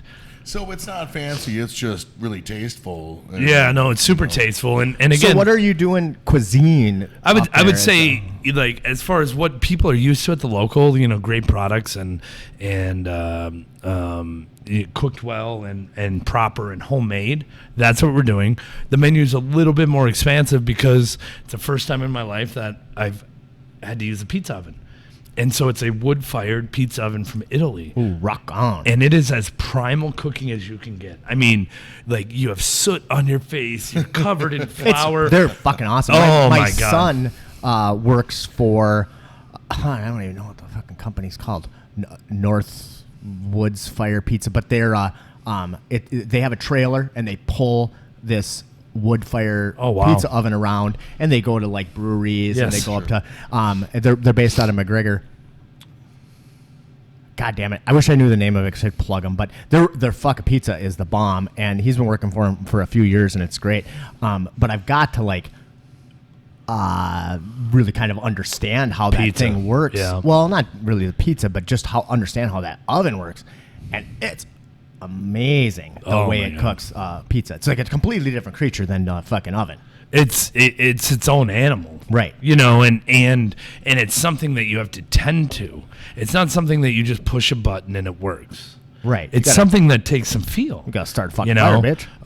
and the guy who runs my pizza oven up there is Councilman Bedeau's brother, Scotty Bedeau, which oddly enough is my brother's wife is Jenny Bedeau. So Scotty is technically I told Scotty, I know you want to, but we can't have sex. Oh, Because we're technically family. right. You know. Yeah, that makes sense. you know, that area, you know, you're like, Well, it is Hackensack. It is. It's great. Just out, you know, which is just north of Pine River. But it's not and Bacchus. But it's not Bacchus. If it was Bacchus, God. Could you have? Does that mean you can have sex on the drive up there? Yes, for sure. No doubt. But so, no, Scotty Bedeau is, he's a very artistic, very talented guy. And we started this venture together. And I told him, I said, weirdly enough, we're both virgins to pizza like this. You know, he was working at Arrowwood Lodge. I mean, you so fucked a few pizzas, but you never really. Yeah, right. no, pizza's never fucked me though. That's the whole deal. Right. But so now and then after last night when we did the business night that we've done, me and Scotty sat down and I said, "Listen, I still know just as much as you do, you know, but we need to fix some things and let's." And he is so on board with everything. Scotty is. He's been a blessing to me. You know what I mean? Because he's the kind of guy that comes with wit and humor and fun, and he understands the job and he understands how horrible it is. But the amount of fun that we have during the day, you know, and I'm the kind of boss that you can literally say whatever you want to. It doesn't matter. And Scotty definitely takes advantage of that. Scotty's big deal is he's a grammar guy and a spelling guy, and I am not. So I've done these great things like he'll say big words and pronounce them right, and then I will say, "No, Scotty, it's pronounced," and then say it the exact same way that he did, and he'll just look at me like, "I fucking hate you," because I say things fucked up all the time. Orientated. No, is that a word? I fucking know. See, orientated. Isn't orientated just oriented? Yes. Okay. And that's a Katie Ritter. I say orientated. She's like, "What's up with all this tated?" One I orientation and you've got fuck up all the oriented time and- is nutritionalist instead of nutritionist. How many times do you have to Nutritionalist. use nutritionalist in your life? Well, I mean, like, I have a nutritionalist, so yeah. Wow. Well, yeah. That's why you look so good. Yeah. Actually, it is. I mean, it really is. Nice. Luke Popham, who Wow. is not a nutritionalist, he's a nutritionist. But like when because I was 60 pounds heavier when I turned 40, and I was like, fuck this, I'm done. I gotta get my fix shit. it. Yep. And really Luke helped me greatly get my diet in order, and now I'm great. I mean, I stay pretty much at my 160ish, and I feel good. But That's what I weigh. What? and You but yeah, motherfuckers body shame me? we were talking about grammar, Yes. so or saying weird words. Yes. So nutritionalist, nutritionist, not nutritionalist, but that's a tough one. Wow, fuck, that was a fucking boring conversation. I'm glad we stuck on that for 20 minutes. I'm glad we're orientated now. Indeed. But you guys have fun working that together. doesn't sound bad. I it think doesn't sound orientated bad. is fine. I think as long as they sound good, it's good. Well, many years ago, I watched. Okay, so it was Fred Durst, so maybe that's a bad point of reference in the first place. But he was giving a speech, and he says, "I think we're all in agreement," and I'm like, "Agreement? Yep. Like, is that a fucking word? Like, It is, right? It's not. You can't say we're all in I've agreement. been shamed. I think we're in agreement. And I've been shamed for that too for my entire life. And I still, which is weird. I'm on your camp. Agreement makes Fuck more it. sense. This is So what you I. and Scotty have fun working together. Are you ever like if somebody is actually confused about what I meant, right? Yep. Then I think it's okay to like correct me or question me, especially in messages. It pisses me off when the other day I fucking spelled jujitsu wrong. I've only been doing it for 20 fucking years, but I spelled Kimura wrong when I called Brock. Kimura can be spelled like 15 different Was ways. it Actually. JEW space SUE? Yeah, jiu-jitsu. Like It's not even a fucking English word. Leave it alone. And they're like, oh. coming with the curls and shit. This time. And it's not like I've been I've been guilty of like correcting people's shit too, but like really when you think about it, like look at the fucking language that you're correcting. You know, the most bastard language in the history of languages, with no fucking rules. You know, like, oh yeah, well I mean they have rules. It's just that there's exceptions to fucking every one of them. Yep. And you're correcting somebody's English when we still have like fucking words that are spelt like ridiculously one way for no apparent fucking reason. You know, like. I suppose people could get over that, but at the same time, I feel like like no, you gotta like let's get that shit right. I don't know. When I was conflicted, I was down in. I'm not gonna lose any sleep over it. I was down in Arizona with my boss for work. Sure. I was for a seminar thing, and her sister had come along, and I didn't get along with my boss's sister. We did not gel. It just wasn't working. And we're at dinner, and I looked at my phone, and I said, shit, I hate that. I had put a post on Facebook because we left in November, and it was snow. It just fucking snowstormed, and we got out of the cities right before the big snowstorm, and we're going to Arizona. And I was like, yeah, see you fuckers, right? So I wrote on Facebook something about the plane is just taking off. Have fun in Minnesota, you fuckers. What? But I spelled plane wrong. Well, plane's a dumb one anyway. There's 15 ways to spell plane, and I don't even know what to do. AI? Did you AI it? Actually, I can't tell you because I don't know how to spell airplane. I don't know how to. Made them at Plane, Plaine, PL, whatever. Just so like I the movie, spelt the only like the motherfucker movie. wrong, and I said, shit, I hate that. I spelt plane wrong in my Facebook message, and all everybody's making fun of me, and my boss's lovely sister. I know my boss watches this, so I'm not sure if I can call my boss's sister a cunt. But too late. I won't You're right. do that. So Narrowly avoided. So that was a close one. she says, she's like, I can't stand it when people spell stuff wrong like that. And I was like, Of course you can't. I'm like, yeah, well, whatever. I'm dumb. She's like, yeah. When I am on Match.com and somebody spells stuff wrong on their profile, I just Swipe left. swipe left or whatever. That's why you only have missionary sex. And I was like, you and your I give terrible blowjobs haircut. and I said something like, yeah, you're gonna be single for a long time. and my it was just the funniest thing, and I don't do a great job of not telling people how I feel if I'm annoyed or I'm a pretty honest dude and whatever. But you don't really want to fucking slap Rock the your boat. boss's You're not sister trying to rock the boat, yeah. while you're at the thing. Though my boss is super cool and probably would have been like, fight. But it was. Matt loses to an armbar. Yeah. And I'm like, God damn it again. Shit. I'm not going to you're going to have to break it, bitch. I'm obviously susceptible to arm bars. Right. So something that you touched on in the pre-Brock episode was the beating of that guy. So Kelly Thomas. Yeah. So I'm going to take a piss. Yeah. So I had no idea. Did you go check it out? I did. You poor thing. I did. Well, I'm I'm a glutton for punishment, but I also, like you, have I don't want to say the desire, but almost I'm curious, to how these situations arise and what really escalates it and how do we stop it more than anything else and who's really how do people go from human behavior to oh my fucking God, what just happened? And then also what narrowed it down for me was Brock last week on here talking about subduing a person in the Russian tie, which I taught Brock that move too, by the way. But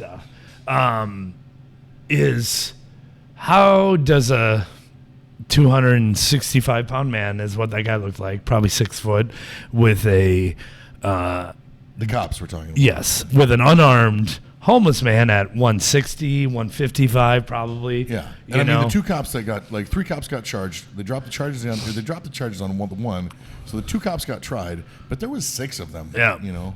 But I think only 2 are really responsible for Yes. the escalation, you know, and so, and then, you know, the one I saw was 35 minutes long, so it's the whole Sure. and it's all of it up, and I was glad I watched that. Now again, for the people at home, there is not much to this video except for audio. There's not a lot of. There's not a lot of you don't watch it and go, oh, I can't believe I just watched that. But the video, there's enough video to see that you don't see him putting up much Yes. of a fight. And so, on top of it, you know, he gave his bag over. He had some stolen checks in there, stolen mail, or whatever. But at the end of the day, you know, I think the most gripping part is the whole idea of, I'm tasing you, relax. I'm tasing you, give me your hands. I'm tasing you, I have my knee in your back. And again, I understand with how life has gone and the I can't breathe. But if somebody says that, and you have 8 people, I think we have to just believe that maybe they have asthma, maybe they can't breathe, maybe there's a better way. And so after watching it, I thought, God damn it, you know, brutal. It's hard, Tough but watch. but also like for society, and we don't have it here much, but you can go on the internet and you can watch anybody jump over a McDonald's counter and start housing on employees. Yeah. I mean, that shit's out there. Yeah. And these people are just videotaping. And Yeah.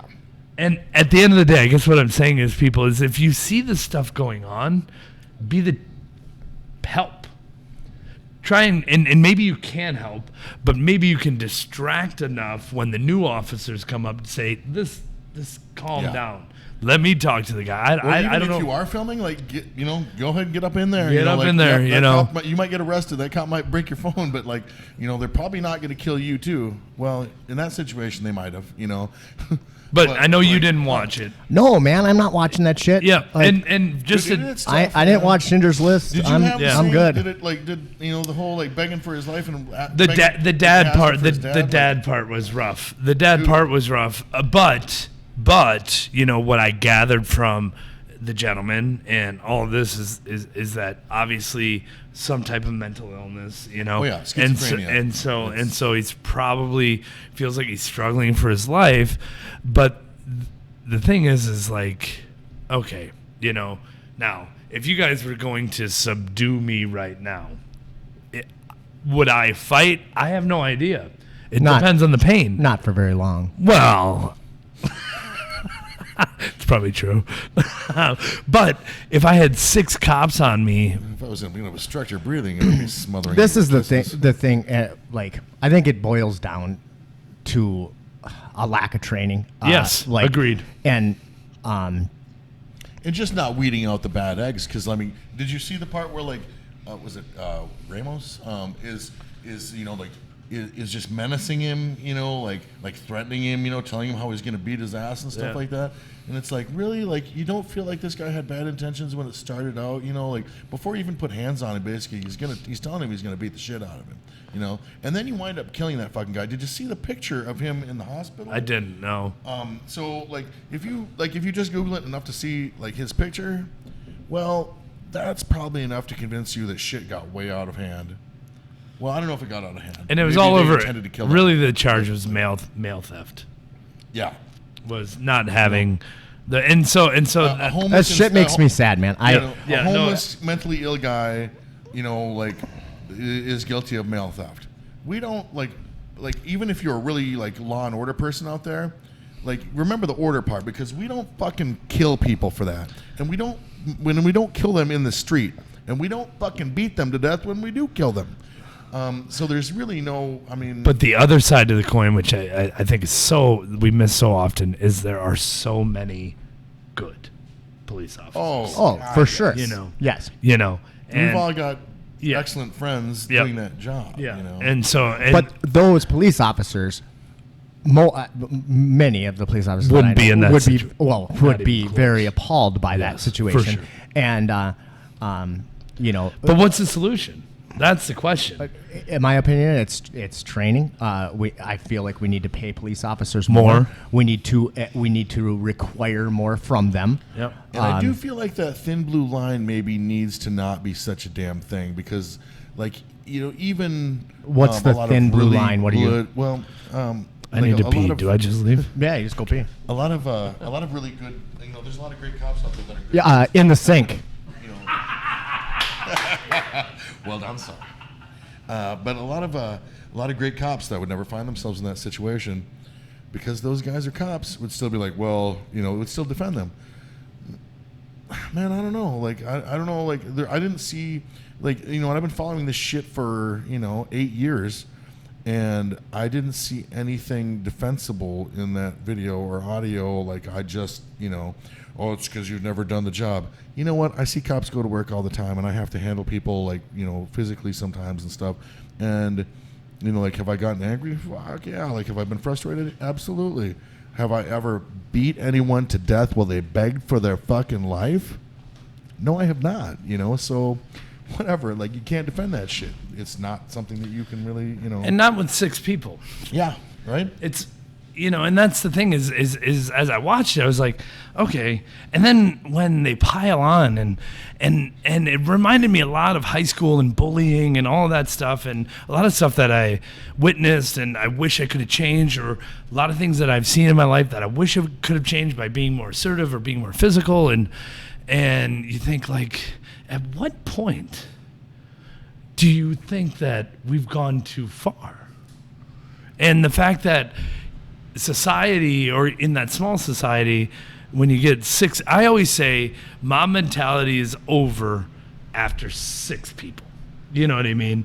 Like, and when there's 7, 8, 9 people there, and then the paramedics get there and they're just like, yeah. And I just think there's a solution out there, and I agree with you. It's training, but I also think it's people seeing it. It's people understanding, and it's also people knowing that there should be a consequence to ill-formed behavior.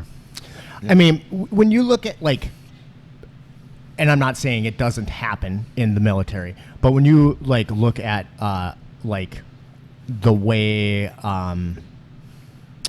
the military, like, operates, like, this shit doesn't happen. You don't see soldiers, American soldiers anyway, like fucking beating people to death in the street, like this situation. That shit's, because like, been they're addressed, I mean, like, in the highly past, trained. and, like, they're we've gotten, very they've gotten prepared. better, very They're more also professional. Confident. they're also super confident. Yep. They're well. The thing is I think that it comes from fear. I think that the reason people strike out and they hurt other people is because they're at some level afraid. Or just a fucking sadist. See, well, maybe, but I even think that that's fear. I mean, insecurity. Maybe they are just sadists, but I don't know. But I think that it's fear. Okay, I talked a little bit about that situation about where the cop thought I was stealing my tires. Yep. And I mean, that cop was like, thought he had a bad guy. He was very animated, emotional, whatever. And at the core had some fear. Thought, like, potentially, like, I was gonna shoot him or whatever. Thankfully he didn't shoot me. But it was now what am I trying to say? It's just that, like, it doesn't happen, or at least it doesn't happen often when you have highly trained, highly skilled, highly adequate soldiers. And I think that, I'm not saying we need to militarize our police force more, No, but teach we need to de-escalation. train up De-escalation. and teach de-escalation. Absolutely. And like that thing that I said about the thin blue line, about the cops, like backing up each other and shit, even when they know they're in the wrong and stuff. Yeah, to be fair, that absolutely happens. But also, they kind of tend their own shop and stuff, as far as like weeding out like bad cops and shit. I got my ass kicked one time when I had handcuffs on. That guy, he wasn't a cop for very long, because it was that instance, and then he fucked up again, something else, and at the end of the day, the guys that kind of ran him out of that job were other cops, and so that, there's two sides to that. They're well, they might say, and maybe they have to say no, that was all good. Behind closed doors, they might be like, you're a fuck up, and I'm gonna make sure you don't do this job for very long. Maybe, I should at least mention that. But I mean, if you guys wanted to put handcuffs on me, unlike Brock Larson, you would have handcuffs on me. Right. You know what I mean? And I would assume that I would not, my face wouldn't be piled in. If that was your only goal, was to get handcuffs on me.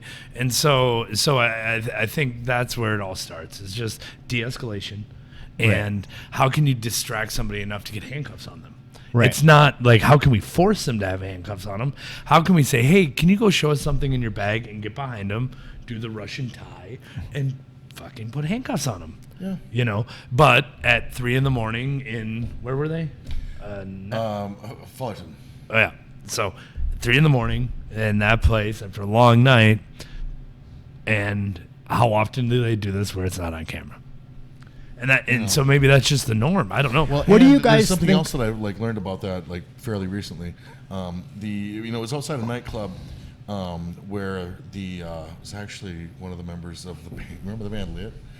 So one of the band members owns a nightclub there, and the manager, there was a wrongful termination suit and stuff like that because one of the employees, one of the managers, or the head of security or something like that, it came out that he came out and said, well, they used to call in, if there was a homeless guy wandering in the parking lot or something, they'd call in a fake call, saying that they were trying to break into cars or whatever because they wanted to keep that area clear of homeless people. No panhandling and shit like that.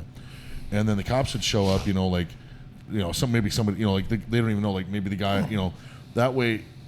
So basically, it could have been just a homeless guy wandering through their parking lot or whatever.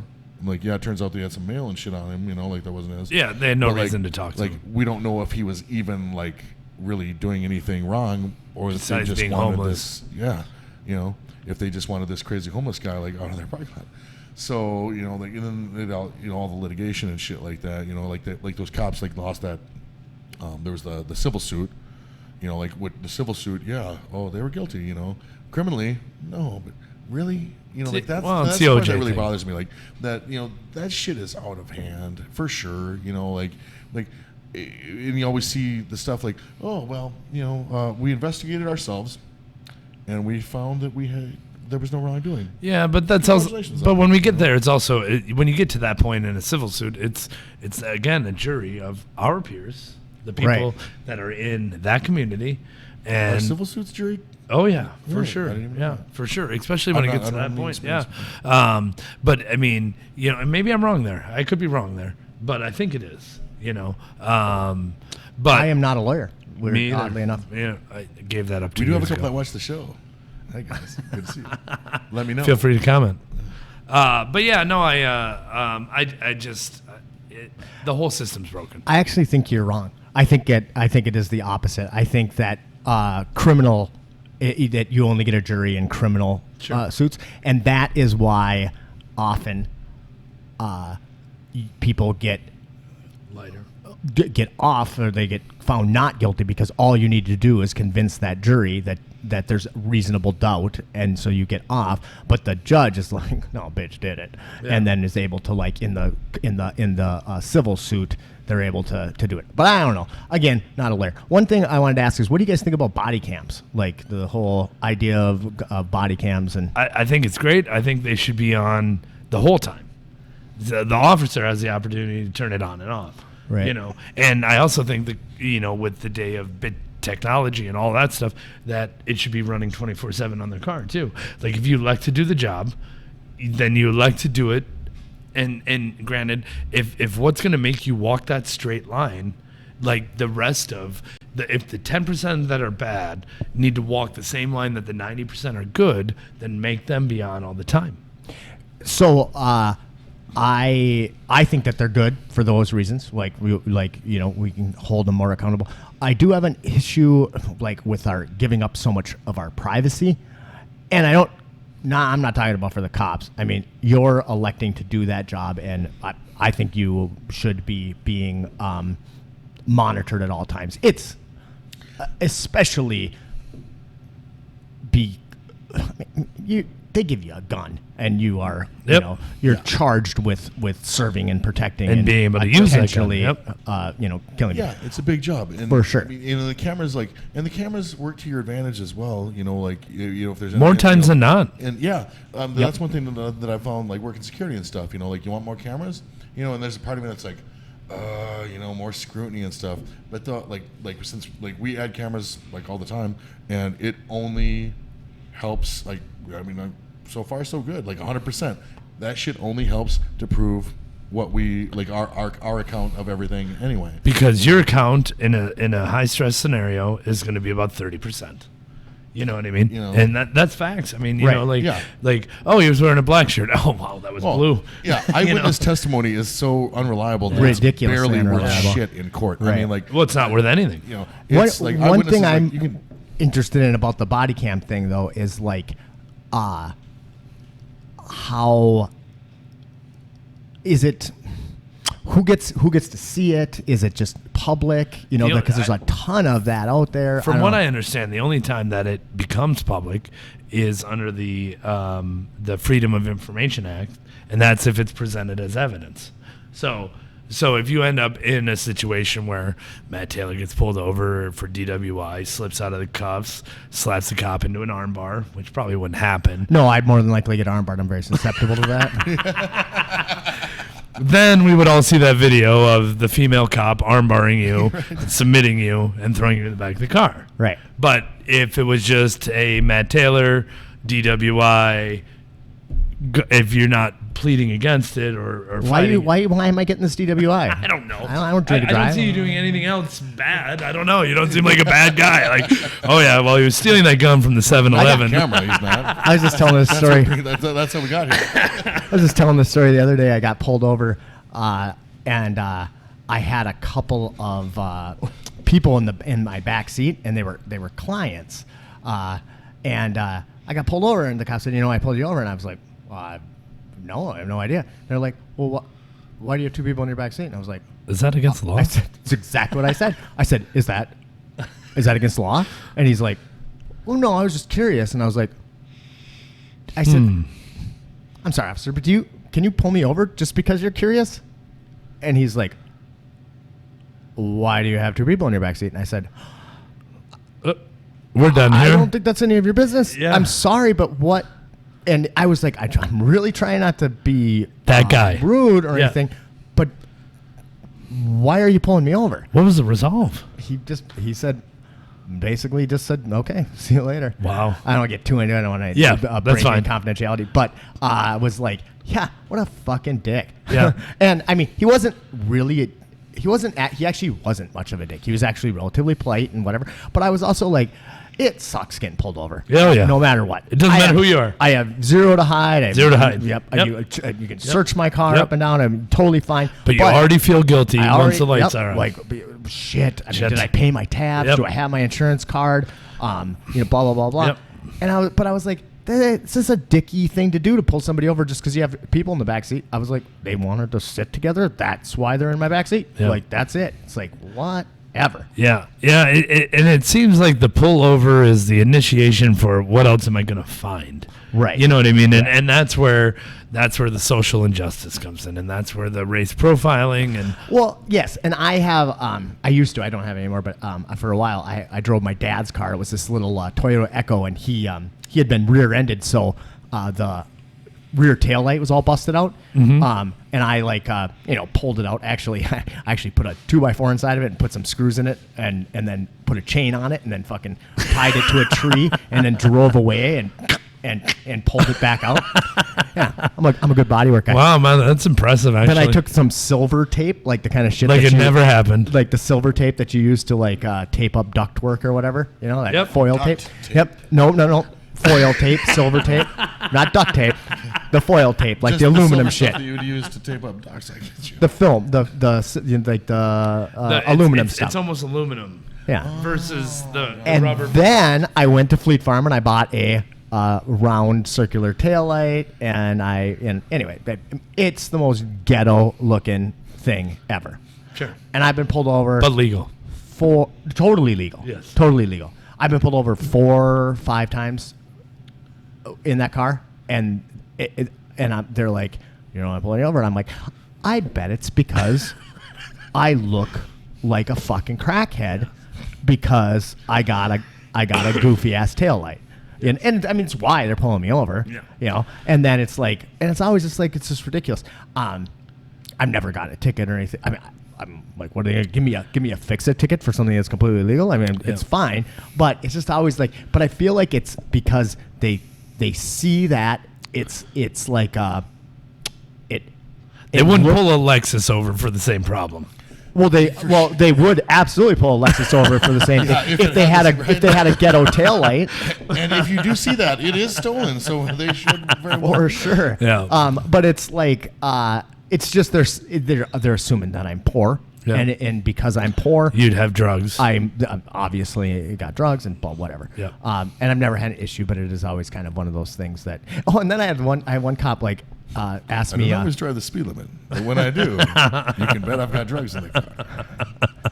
Yeah, I saw that post. That was a funny post. I saw. I got pulled over one time by a state trooper, and then he started. He's like, "Well, whose car is this?" And I was like, "Mine." He's like, "Well, it's not registered to you." I said, "Okay, you're right. It's registered to my dad, so it's my dad's car." And he's like, "Where's your dad?" Not here. Why? What the fuck does that He's have not to do in the with trunk. anything? Is that enough for this? Yeah, part am of I the not allowed to No, you drive can't the open car? the trunk. Yeah, Come on, no, that thing's all no. smashed. But I was like, he's not here. I mean, like, whatever. Like it was just like, why are you even asking me these questions? It doesn't matter. It's my dad's car. I totally am legal to drive it. Yeah. It's insured. Whatever. Like It's not reported stolen right now. That's it. They have a tough job. It's a tough And job. Yeah. And none of those times did I get beaten to death with Billy Club. so. But the time that it works, would we complain if it worked right for the right reason? Right. And What do you mean?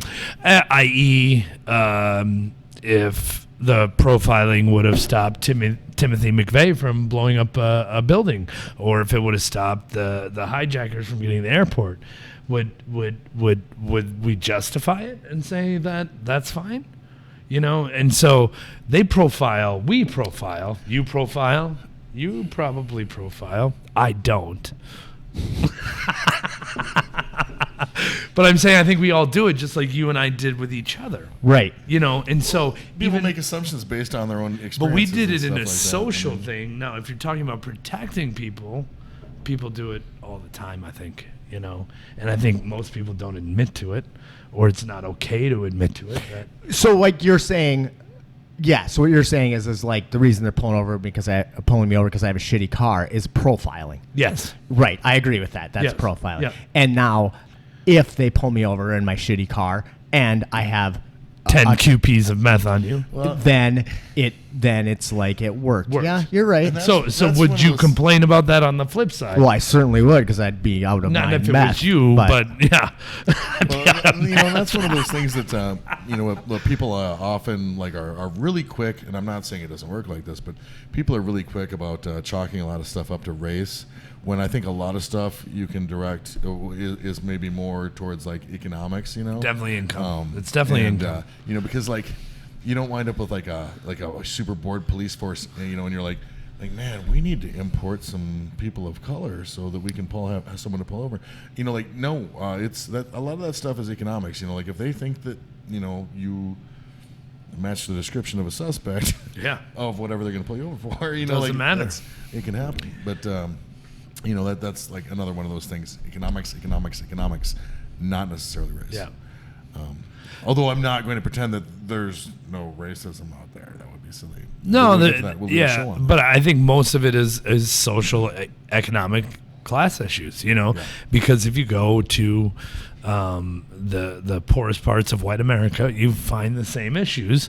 People who can't pay their court fines, that end up with warrants, that end up in jail, which end up with another warrant, which end up in jail, and which causes them not to pay their mortgage, not to pay their credit cards, lose their jobs, and it's a vicious cycle, and there are some great judges out there who they can acknowledge that, and there's a couple in New York that you see on the internet all the time that are trying to make it right in the courtroom.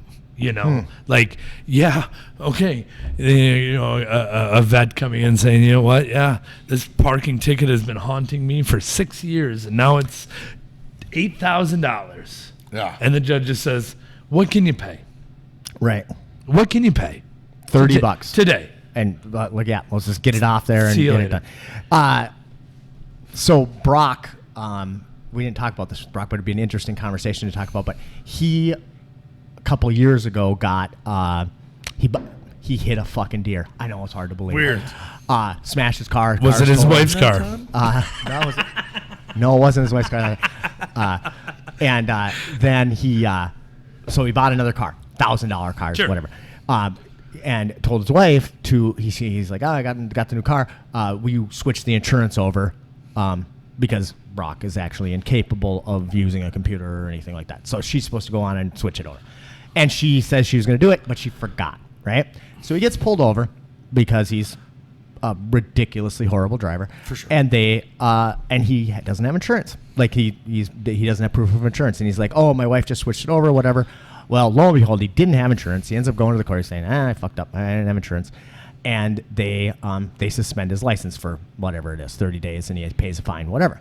So he's like, that sucks. So I am transporting him back and forth to the gym. I'm chauffeuring him for a month or whatever. And then he gets his license back. Like they send it to him or whatever. He gets his license back. Well, something fucked up, and he didn't actually have his license. He got it, physically got it, but it wasn't active or whatever. Wasn't his yet. And he didn't know that, and he gets pulled over again, and he gets arrested. He doesn't get arrested, but he gets driving after suspension. And then I had to go pick him up because they wouldn't let him move his car. Towed the Could car. have gotten arrested for. Yeah. Had he not been him, or I feel like some people would. I don't think this time because it was it was on the way to St. Cloud. It wasn't a copy. So then, this just ends up going on and on and on and on, and it was just crazy. Now this is a guy who is a totally normal guy, right? Yeah. Has an actual job, is a decent guy. But I mean, I would say he's middle of the road as far as income goes, and as far as responsible. I mean, he's totally responsible. And a spectacular neighbor. Unless you like to keep deer alive in your neighborhood. Right. Well, he's actually good because he thins the herd. Right. But it's he said that, and I don't want to actually speak for him on how much it actually ended up costing him in the end. But in the end, this was almost a year-long process to get his fucking license back. Not to mention the time. Right. Ends up having to go to court a whole bunch of times. Yeah. I end up having to chauffeur him around. One time I had to go. He got pulled over and he was driving and he knew he was driving without the license. He knew he didn't have it, but he knew the cop, and the cop was like, I don't know. Fuck it. The cop was like, I'm gonna go, just right down there, and I will give you 10 minutes to be gone. Without driving your car. But I got, you and this car have to be gone, and you better not be the one driving. So he calls me, and it was late, midnight or whatever, and he's like, what are you doing? I was like, I'm on my way to get you. Where are you? And he's like, I need you and somebody else. I need somebody to come pick me up. I need somebody. So I had to go get somebody else and fucking go get his car and get it the hell out of there. It was just such a crazy thing. But it was a hell of a huge process. And I'm like, and this is a normal dude. What if you're broke? Yeah. What if you're what if you can't? What if you don't have Matt Taylor who's willing to fucking drive you to St. Cloud and back? You end up being those small pieces of fat that are in ground beef. Those small little white ones that nobody pays attention to. and that's what happens, and that's social economics, and you know, and the unfortunate part is that most of us don't understand that. You know, and you know, and that's one of the things, like when it comes up, like, well, why, you know, like, why should rich people pay more taxes? And I don't know if they should, but I do promise you that they get a much higher like a much higher quality of law enforcement. Their neighborhood is patrolled better. You know, like, does it factor into property taxes? Sure, maybe. Like I said, I don't know. Like, I'm spitballing here, but like, if you have the money to make it go away and shit, you can. I mean, we've already seen that you can literally, quite literally, get away with murder, you know, in this country if you are wealthy enough. I mean, it's like, if you don't think that shit's a real thing, Yeah. you're pull your fucking head out of your No, ass. it's definitely a real thing. Like, it's, you know, it really, like, that system is, you know, it's flawed. But I think law enforcement has to work like, and we'll just go into bars and restaurants like we do laws of averages, you know, and so like, I don't have you bouncing at my bar, and there's not a bouncer here. But Right, when there's you, no need for me here at your but place. yes, and so that's the same way that law enforcement works. Is that it's a law of average. So they end But up. they're not on Wall Street either. Yeah, they're probably not, but they're not. The amount of upfront street crime on Wall Street is zero. Well, upfront street crime, but like, Yeah. why street crime? As we know, I bet street there's crime- undercovers in there somewhere. Street crime costs, like, everyone, the taxpayer and everyone, much less than white collar crime. I mean, the differences are staggering, but Yeah. you know. But it probably But ends it's up probably costing safe us for more people from unless you figure jail it and out. all that. But yeah, I agree. There's two different styles of crime, but at some point in time, when you get into low income neighborhoods, and it has nothing to do with the people. It doesn't matter the color of the people. It's the desperation. Yes. Right. You know, Right. The desperation, and I think, like, nothing to lose. I mean, I was kind of making that point with the whole Brock story with the thing, And all the things that go along with the desperation. getting, you know, he, you know, didn't have insurance. Bam, you know, now he's got this 9 months of fucking around and all this money, whatever. But for him, that wasn't tragic. No. That didn't end him. No. But for a lot of people, just something that simple It could. could be catastrophic. Yeah. You know, Yep. it's a tough You know, one. Oh, you missed your court date? Well, no, they come and arrest you. They got mailed to the wrong, you know, that shit got mailed to the wrong place because you've changed addresses like 3 times this year? Yep. Oh, you know. And the judge is like, "Oh, I've heard that a million times, Yeah. and maybe this time it's completely true, but it doesn't matter." You know, and fuck you, pay me.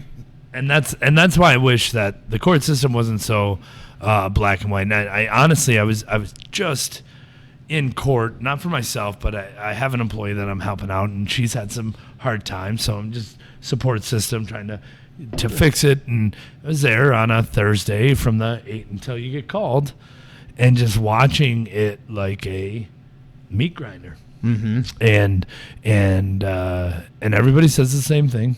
The judge says the same thing every time. The lawyers say the same thing. The prosecutors say the same thing. And then the person says the same thing.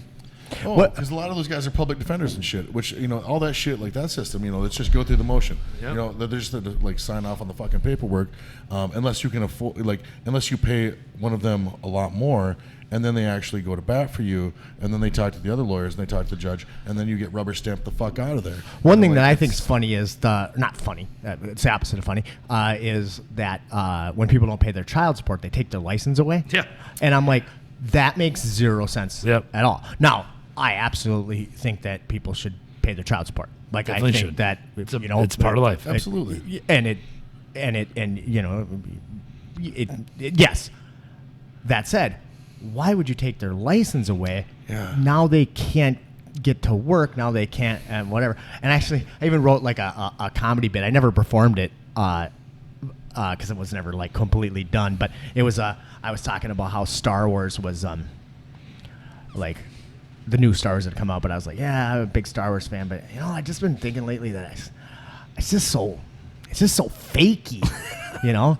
And I'm like, no, it's not the whole, like, you know, the Force and the, you know, and the lightsabers and stuff. I mean, that stuff's all great. It's just, I just know it's bullshit. I mean, fucking Darth Vader's been driving around that Death Star forever, and that bitch ain't paid child support in 20 years. That is complete bullshit. You know the fucking Empire would have been taking that away like not 44%. That fucking child support thing, man. Maybe that's why it never got completely built, though. Think about that. That's it. Fair. But there was a guy, and it was on social media, and I know this cat, I used to work with this guy, and he's going off about like welfare queens and shit like that. He's just going nuts. And I'm like, dude, did you ever did you get caught up on all that back child support that you owe, my friend? And he's like, no. What does that have to do with anything? And I'm like, never mind, man. I was just asking. Why do you think they're on welfare? Yeah, right. I'm like, no. And he didn't even draw the connection. And I'm like, well, fuck. I'm not gonna go down that rabbit hole. I'm not gonna I'm not going any further than that. I'm like, nah, just asking. We were talking about that earlier about people I read a quote. It was in a book I was reading about. It was actually in The Expanse. They were talking about it in The Expanse, about how the real trick of politics is to convince people to vote against their best interests. Yes. Yeah. And it's kind of like that all the time. And the whole, just the idea of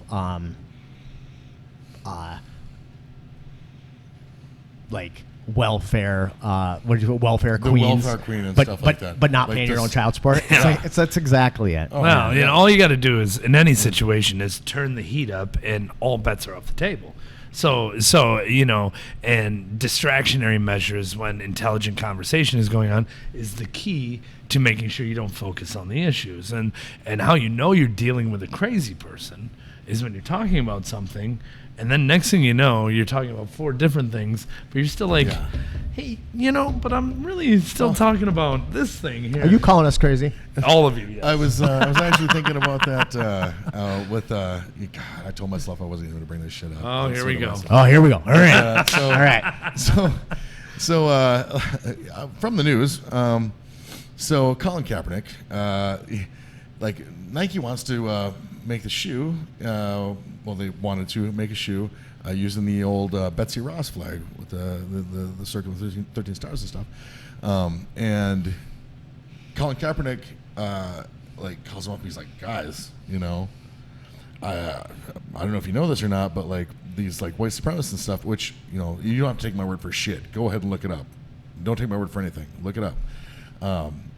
He's like, these white supremacist groups and stuff have been using this flag, and they've kind of made it their own and stuff.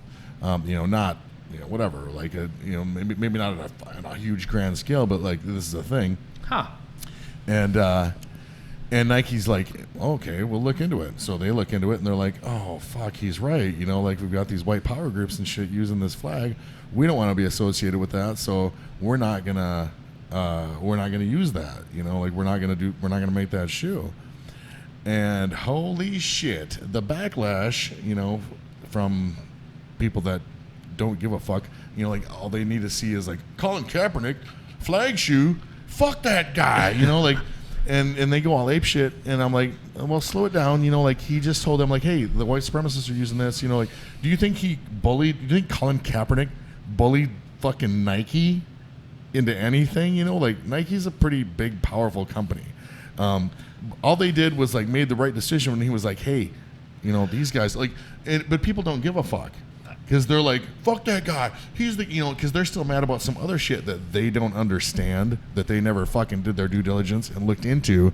So they're pissed off because they think he's so fucking horrible, because everybody wants to goddamn beat their chest, and out patriot each other, which right. I told you before, there's that, everybody wants to. Everybody wants to, like I said, fucking patriot each other when, not being a huge fan of Bill Maher, but there's that great quote, if being patriotic is like having a big cock. If it's true, you don't have to go out of your way to tell everybody about it, Right. Sure. When if you have the guy going around just saying, I'm not gay. I'm not gay.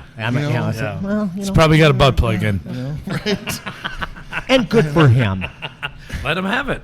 But yeah, people are super mad about that shit. See, and I would say that Nike spun it for themselves to get press on both sides. Those are closed door conversations, and so when capitalism and politics collide, you don't get anything good. And so Nike decides to release this, and then Colin Kaepernick obviously agrees to make a statement, and they all decide to make this swirl storm. And Colin Kaepernick is like, "Oh wow, I'm going to bring these white supremacists to the surface," and Nike's like, "Oh wow, we got the Colin Kaepernick side, and we have this white supremacist side. It's a no lose." Well, and I've tried it's to called tell hedging people, your like- bets. Like I have, basically like told people like that whole thing verbatim. Like he says the white supremacists are using this and they've kind of made it their own. Nike says, well, we don't want to be associated with those guys, so here's our business decision. We're not going to make the shoe. And so when I tell people, and I mention that, and people are like, Betsy Ross wasn't a racist. I'm like, fuck, Of course she was. Her fucking family owned slaves. Jesus Christ. Of course she was a racist. Well, It was fucking. Do you know what time period we're talking about? Everybody was racist. The historical context changes that whole fucking conversation. People don't appreciate that, But most people don't know history. And Well, so that's also true. and so and so because when chest beating LaGuardia Americans. was being attacked in the Revolutionary War. Was that a bad reference? What are we talking about? I was talking about just talking about Donald Trump mentioning talking about the Revolutionary War and airports being that whole thing. Yeah. I don't know what you're talking about, but it sounds fucking hilarious. So It's good. Google But yeah, it. but I It's mean, funny. it's the same thing with the tax debate. Most people that I hear bitch about taxes don't pay fucking taxes. right. You know what I mean? And so just because the politicians make it an issue, you really have to circle back to yourself, look at your tax return, look at your paycheck, and ask yourself, did I pay taxes? Right. And then on welfare, if it helps one kid, one mother, Right. one family. Okay, again, there's bad apples, 10% of law enforcement, 10% of welfare users. Who cares? Taxes, I'll never bitch And, about. Child support, I bitched about. You've got these still huge paid. multinational corporations and shit like that are based out of the U.S. and stuff that are making these ridiculous profits. And well, they employ a lot of people. If you think that that's where the money's going, you're a fucking rube. Their shareholders, it's great for them. That company didn't pay a fucking dime in taxes, but you're so mad about that lady that's fucking feeding her kids. Yeah. She bought Mountain Dew on a welfare card. Who What cares? kind of fucking world do you want to live in? I get the idea that we don't want anybody taking advantage of anybody. We don't want anybody taking advantage of anybody. Fine. But when you start looking at really the budget and what the numbers we're talking about, It's such a small. It's not about, even. It's a blip. just a little tiny bit in this fucking humongous sea of, compared to anything else. I mean, it's such a small amount. That's the idea of turning the heat up. Turn the heat up and misdirect. Right. Right. Turn the heat up. I mean, it's like all these hot make the button conversation issues. more divisive. Change the subject. Change the subject if you have to. It's just like the late term abortion issue, that everybody it's the big thing, and it's like, okay, whatever. I mean, I'm totally pro-choice. I mean, I would go so far as to say I'm pro-abortion. Yes. I am so pro-abortion. I think we should raise, not just late term abortions, but you should probably be able to make that decision up to the age of 5. Right, the age of sentient. 17, but whatever. 7? No, I think 5. I mean, once they're sentient, then you can't hit them against a tree anymore. But Sure. before that, I think you're good. That said, everybody's freaking out about these late term abortions, and it's such a tiny little number of and times for that such, happens. reasonable reasons and stuff, Right. But when was the last time you saw somebody in front of you freaking out about a late term abortion? Well, right, you only Don't- hear about yes, it on whatever, Yeah. crazy podcasts Yes. usually. Yes, Sorry for about- sure. Yeah. So you don't. It's not typical Yeah, conversation. I don't think I ever. Yeah, you're actually, it's a good point. So we think about hot button issues like the things that Race. people are that Abortion. people talk about. Well, I think race is Huge. but Which way to put the toilet paper on the roll? the ones that actually I don't think it mostly matters to most people, all of the single voter issues like gun control, for example, or whatever. I don't like, other than talking to Tharg about it the other day, who has like a really reasonable approach to it. Like I talk to people all the time, and we don't ever talk about any of those Nope. things. Like, you know, it's Nope. like, it's kind of interesting. Yeah. Well, if you go back 20 years, politics and religion were something nobody ever talked about, right? You know, You know, and it's now it's like the media and politicians have learned, if we stir the pot and raise the heat, everything else is not focused on. And it's the same thing with Trump. Does it for himself. He raises the heat on himself, and then he does whatever he wants underneath. And Sometimes I think he means a that misdirection. that it's like just like ridiculous. It's a play for him. or like it's so apparent. Like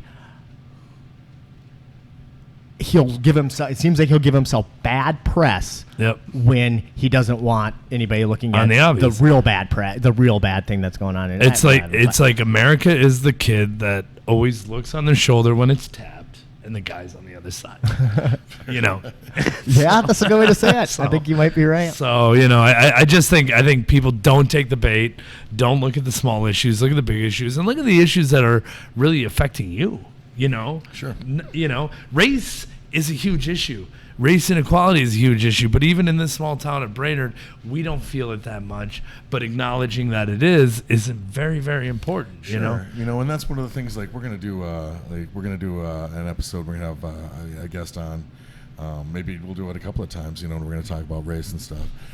Just because I think people have a weird idea. They don't understand racism. You know, like people and you know, like, and this is something I've learned over the years. You know, like everybody's got their damn biases.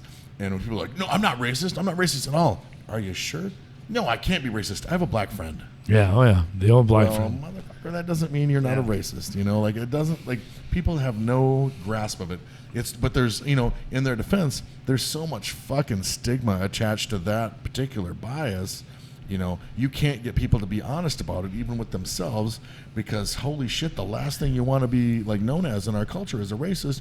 Even if you like were to come out and be like, you know what, like I've never really met any fucking green people before. Yeah. I don't really know how I feel about them. You know, like you're a fucking bigot. You know, like The thing is I think you're right, but only on the left. Like only people who are kind of like liberal, like are horrified to be seen as a racist. Yes. Because, well, dude, I mean, like, there's plenty of people like toting Here's the thing is toting the fucking Oh, yeah. rebel flag and the "Don't Tread on Me" flag, and But they're even totally they're fine mostly with the idea Yeah. that well, they're. I feel like most of them are actually pretty gutless about the idea too, because depending on who they're talking to. Me you being know. a small business owner and also a guy who will stand neutral. Now, I am not going to sit behind my bar and tell you my politics. Yeah, I don't think I'm that not politics should I'm be not in- going to bid into your politics either, but I'm not going to tell you to stop either unless it's offensive to the other guests Sure. at the bar. So Yep. if it's said 3 people and said 3 people are okay with it, then it's fine. Right. The minute somebody's not is where I step in.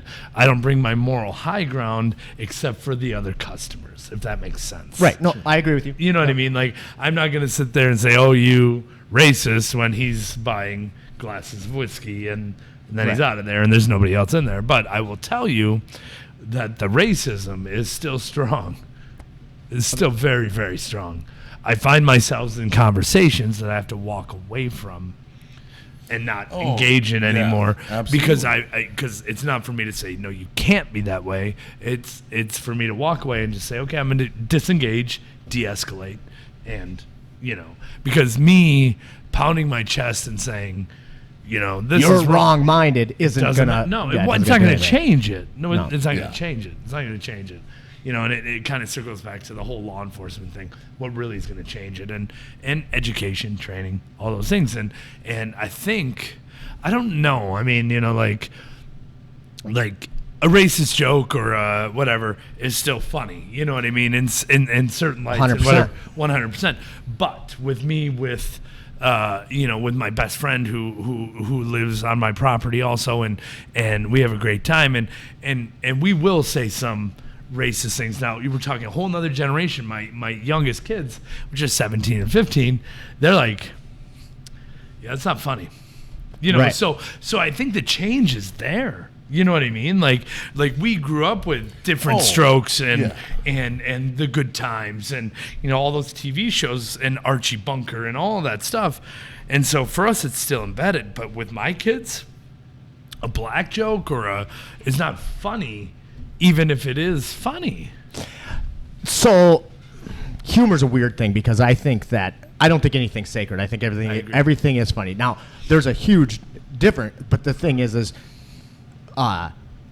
just because a joke is racist or has I don't want to say it. No, if a joke is racist, it's not funny. I mean, but there's a difference between a joke being racist and a joke having a race element to it. Sure, for sure. All right.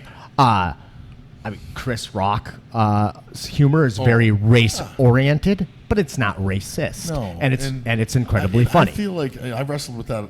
I've wrestled with this issue a lot, but I'm pretty sure that I would laugh at the same joke that any one of my friends of color would also laugh at. So when regardless of what regardless of the group, It all depends on the audience, who you're around. Sure. You know what I mean? right, well, yeah, No. Oh, I mean, there are jokes that that won't play to certain audiences. Yes. Like that's just because whatever. But a well-crafted joke should be kind of universally funny. yes. Sure. Absolutely. Everybody should get it. Agreed. Yep. I don't know why we keep on bringing this goddamn dildo up, but I talked about on one of the episodes about the did I talk about it? About the Amazon reviews. Yes. Nice. How the Fun for the whole family. fisting Yes. dildo, or the fisting equipment instead of fishing equipment. But that was one of my first comedy routines that I ever wrote, and I actually performed. Did I already talk about this? About how I think it was our first show or something. and it was a giant black fist, and the joke was that I said, why is this fucking thing black? Now I gotta be sensitive about the size of my fist too, and then I fucking throw it down on the stage, and then and it was and it played super well, and it had a race element to it, Sure. but it wasn't a racist joke. It was a stereotype. There was a stereotype Yes. element to it. Yeah. I was making a joke about me having a small penis and a fist. small fist, Yep. and that It was just a makes me funny want to joke. make a joke about like, hey, I got my my Black Power hood ornament in the mail today. That's fucking funny. But I think that though that humor, like you should be able to like play in all of those waters, but there's a huge difference between that and saying like, what's the problem with? Yeah, some jokes are just funny, but some of them but there's a lot of ignorant, mean-spirited, foul-ass shit out there, and I think we can tell the difference. Totally. I would like to think that we can tell the difference. Yeah, unless you're far left, and then you're hurt by everything. By every fucking thing. By everything, and so and 'Cause you're then woke as fuck. yeah. So and that's where the lines get blurred. But I guess what I'm saying is I don't know about your son, and he's what? 17. 17. And So my 25. So, but I mean, probably a racist joke is funny to him or not funny. A stereotypical joke. I think he wouldn't Laugh. find it funny at all. Yeah, no. And so I think we're on the mend. Is I guess what I'm Yeah. saying. I think we're on the mend, and I think the more that you go on HBO and you see Ari, having comedy shows and Michael Carmichael and all those guys. And if you haven't seen those guys, Michael Carmichael, I swear to God, like his first HBO comedy thing is so good, and it's so done in such a we're just all people. You know what I mean? And he's standing in a small circle, maybe a little larger than this table, in front of people just spinning around doing comedy. And it's more like a show than it is comedy, but it has a lot of race elements and his beliefs. And I just think I think the world is changing. I think so too. We're the last generation that will understand. It's so weird. Sorry, go ahead. No, you go ahead. please. Well, Okay. all right, I will. Fine. Fuck you. I'm taking it. It's so weird to me, though, that I totally agree with you. I think the world is changing. I mean, fuck, we had a black president. It was awesome. Yep. And yet, we seem like we're going backwards at the same time. Yep. Like, Yeah. what is going on? Like, how I don't ever remember a time period where like white supremacists had an actual voice at the table. You know what I mean? Yeah. And they still don't. They kind of do, and or maybe they don't. They don't. Maybe they're They just don't. telling us that they do. They're telling Do you. you I mean- think that's what it is? Do you think it's not that? It's I not think- that. It's getting worse. That there's more fucking Or tribalism, just more cameras and microphones. or they're Yeah. just more assholes But like here- us that are I mean, look at able how to we talk see, about it. like the Ku Klux Klan and shit like that.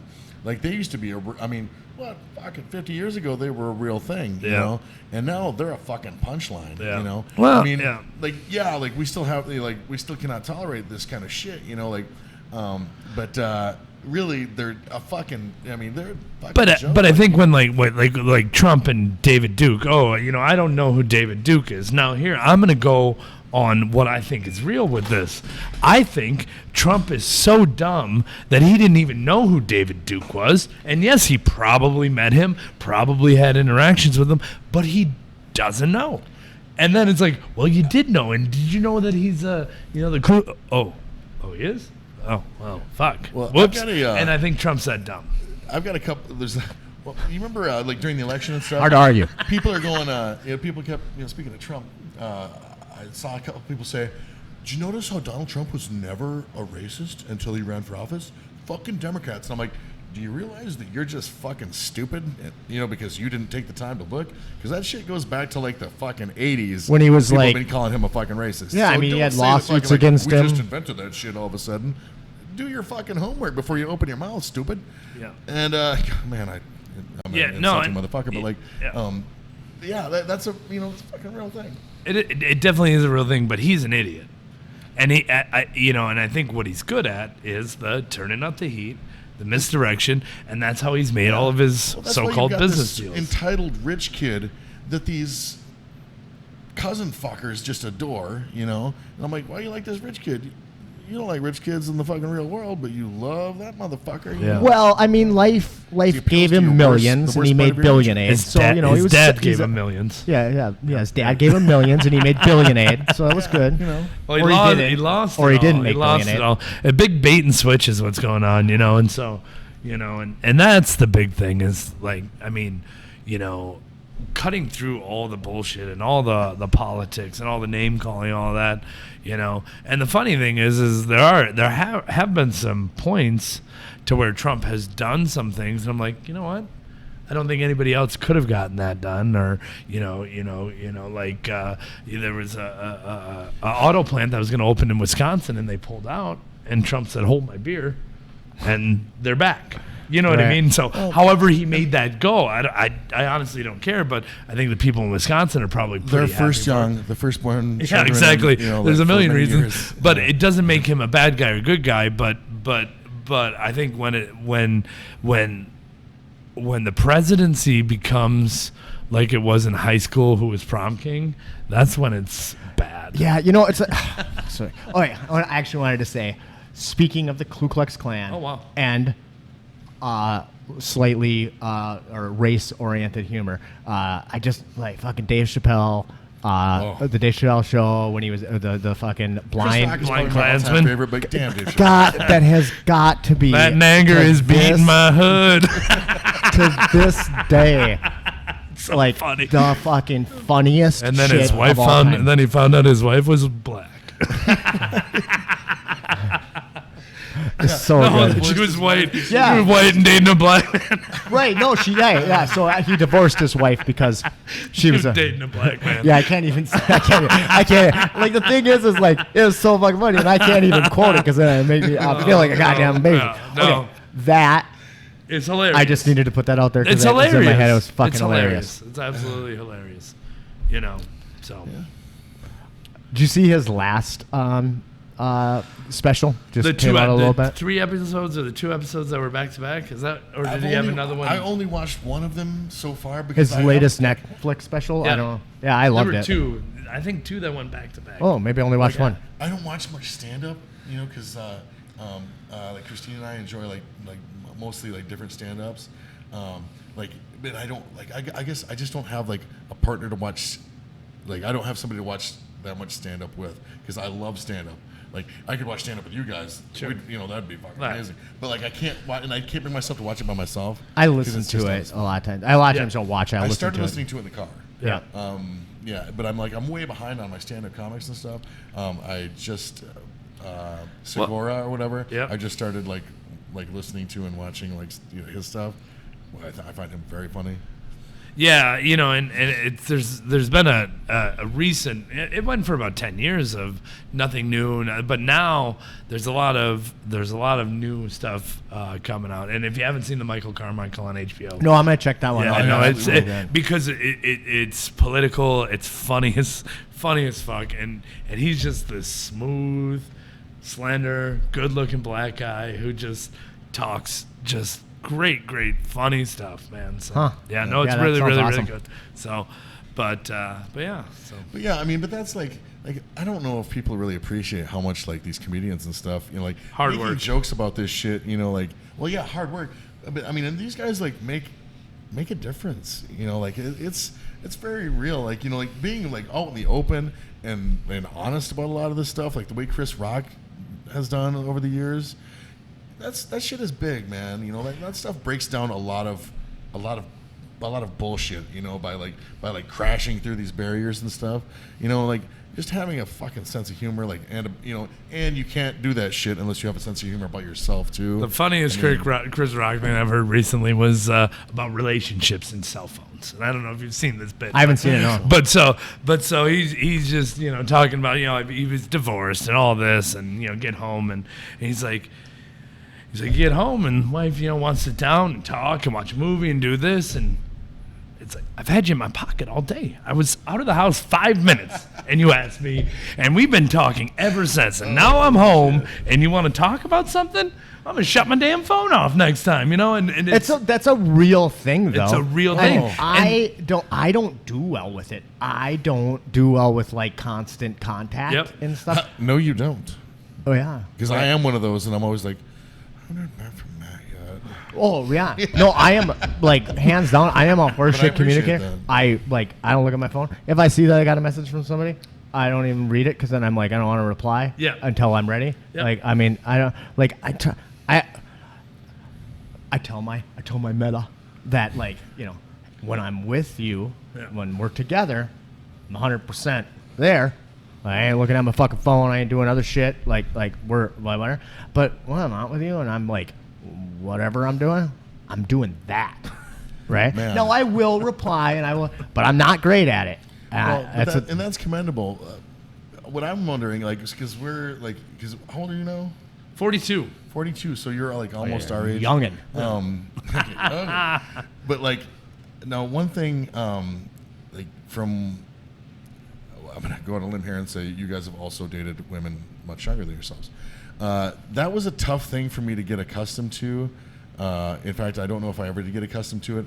The level of phone use in people like younger than us, because like I feel like I'm on my phone a lot, but I am not on my phone a fucking tenth of. And I feel like it's going the opposite direction.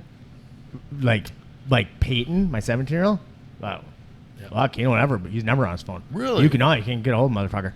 I mean, Man. you could get into the VR Good for chat. him. Yeah. Yeah. Logan, he doesn't do it either. And they're low, like the friends don't. So I think it's actually I think the next generation, which I would think they would be the next generation. Yeah. Yep. They're going to go the opposite direction and Do you really think so? 'Cause unplug, that's the thing. Like, or not. I don't know, but I don't know, I feel like you walk through a goddamn mall, and I'm like, you're gonna have to look up because I'm not getting out of your fucking way just because you're looking. Yeah. You're so on your. somebody's fucking wexting. Well, Yeah. Facebook already has a time limit. I mean, my kids don't use Facebook, so that's a generation away from being done. Yeah. and Yep. so there's Snapchat and all of those things, and so even I have a 21-year-old cook, and so he's just talking to all his friends, and we're sitting out smoking after a rush, and there he is, selfie, text, selfie. Tick, tick, tick, tick, tick. After the third one, I just said, are you serious? Right? And he's making the same pose every time. And he's like, yeah, it's the same pose every time. And then you write a message. I said, it doesn't make sense to me. But he literally is doing it. He's not doing it like, oh, I have to do it. He wants to do it. It's what he does. It's what his society norm has told him what he does. And so it's literally a head tilt, selfie, message, send. And I said, well, why don't you just, you're doing the same post. Why don't you just send the same message? He's like, oh, they're all different people. I'm saying different things, but all with the same picture. I can't, like, it's hard for me to judge because you know what, I'm just all over Facebook every goddamn day. Yeah. Well, almost every day. Some days I'm just like, okay, there you go, and I'm over it. But like, I'm on there a lot. Like, I feel like it's a shitload. But like I said, I feel like it's a shitload until I see younger people, you know, that just, you know, when it really fucking aggravates me. When it doesn't, I shouldn't say aggravates. That's a strong word. But like, I'll watch like a group of like 5 people walk into the bar. And then I'll sit down, and the first thing that they fucking do is everybody gets out their phone. And I'm like, all I can think of is, you need more interesting friends. You guys fucking suck. I feel like that too. It really drives me nuts. I don't take my phone out. Like, I have a phone, but I don't take my phone out when I'm interacting with people. Unless like it fucking rings, and then it's probably Brock Larson and he's broke down on the side of the road and I gotta fucking go. Yeah. I mean, it's an emergency. So I put on my Jedi robe and I'm out of there. On a scooter with the helmet. But I think it's people wanting society to know that they're doing things correctly and that people are impressed. And, you know, and the funny thing is this segues into a podcast that I'm listening to. It's called Broken Hearts. And so they're 2 lesbian couples who adopted 6 American black kids and drove them off a cliff in Oregon. You know, and so what? Oh yeah, and it happened, and honestly, they came from Alexandria, Minnesota, which is crazier than ever. You know, and so is this like an investigative journalist podcast? They're like, no, it's story over. We know how it ends. Here's who they were. So it's somebody telling their story, and like an in the dark kind of like. But you're not. But there's no mystery. There's no mystery. The only mystery is why. And as I'm getting to the end of it, because I have 2 episodes left, the why is a person who wanted everybody else to think how good they were. So the reality of the story is that these 6 kids were massively abused, restricted food. The lesbian matriarch, who was at home all the time, spent all of her time playing video games and disciplining the kids while the other mom was working, and she mentally abused her. But then on Facebook, my kids are so happy. Drives me. Yeah. Yep. And so her kids actually ended up in the news multiple times. When the race riots after the kid who got shot, I forget which one it was, but there's an iconic picture of an African American kid has a sign that says "Free Hugs," hugging a white police officer. Well, she strategically planted her kids there, you know, and then it gets to a point where everything starts to unravel. The neighbors are giving the kids food on the side, and they've called CPS 6 times, and nobody's done anything because nobody will answer the door. And then they peel out, and she drives to Oregon and drives them off the ridge. And then what happens is you find out that, wow, she's crazy. Like, this girl's crazy. She's, you know, her online gaming people she has under her control and all of these things. And then once it all starts to fall apart, desperation happens, and but Broken Hearts. It's actually a really... It's interesting. I'll check that one out. That's amazing. It's, I mean, but it's always like the whole people wanting people to think you're like they're much better than they are. Like, that's kind of a weird thing for me anyway, because I think like because I've seen both of you guys do it, and I don't know if you've like ever been called out on it before. But I remember like Katie Mack always used to ask me, why do you want people to think you're a worse person than you really are? And I'm like, because that's way more fun. Because everybody, like so many people go the other direction. Like, what do you mean by that? Like, what do you mean by a worse person? Like, well, she's like, you always say stuff that like is, you know, like you want people to think you're such a goddamn heel, and you're so much better than that. And I'm like, well, because the heel shit is fun, and that shit I find really funny. It's just funnier to say. Like that's my, I would just rather go that route than spend a bunch of time trying to convince people that I'm some fucking wonderful person because I'm not. It drives me like nuts when people try to like put their life out on Facebook as something that it's not. I've done it though. Really? Yeah, like, absolutely. I've been in relationships where I was like, I want people to think we're so happy, Really? And yeah, and I, and I was actually, and the worst part is, I was. Kyle, can I just say that I absolutely love how honest you are about you. It's fucking great. I'm comfortable with this shit. I know it's fucking great. But I'm so picked up on this. I love me some me, Yeah. So I'm not I'm not like downgrading. I'm not downplaying anything. And even when you were doing that stupid shit, you were doing it awesomely. But so you were in a relationship. It wasn't going good, and you were like trying to put it publicly out on Facebook. I wanted to put a public face on it that says I'm so fucking happy. And now so I'm in a relationship where I'm genuinely happy, and I don't really give a fuck enough to let people know. Okay, see, because I don't see you whatever. Yeah, we're not all up. So why did you want to put it out there that you were happy when you weren't? I'm not saying you weren't happy. I don't know if it was just to make people feel like. Make people think that I had something figured out that they didn't fucking know or whatever the shit. It was probably something it was something image related. Because I am that every time, and I just talked to a friend about this last night. How he really is the closest thing you can be to one of those people that doesn't give a fuck about what other people think. He's as close as you can come to actually being that as you can be and still function and succeed in life. Because you see it so many fucking times, on social media. I don't give a fuck what people think. Oh, really? Is that why you had to express that to everyone on social media? Right. You fucking idiot. I cuss people too much, but no, I do care what people think. I deeply care what people think. Now, do I at varying levels for varying things and stuff, and who they are definitely plays a huge factor. Because some people, I'm just I am some people's disdain. I wear a fucking it was a warm fuzzy blanket, but I really some people's disdain. Disdain, okay, yeah. Yes. But overall, the relationship thing, my relationship's going great. See how happy we are. And it wasn't real. It's a form of control, is what it is. It's trying to control the outcome, and the perception, and maybe I was trying to force something in that relationship. Yeah. Trying to make it better. Yeah.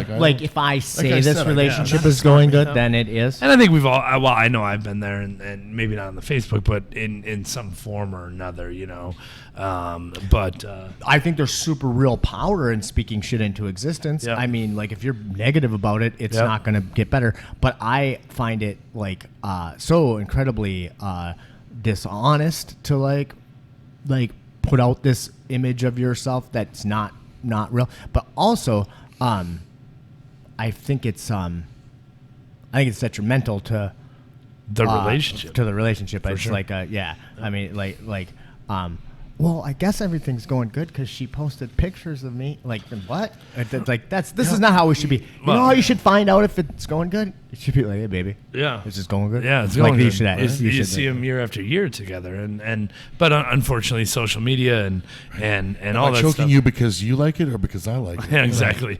It's a little both.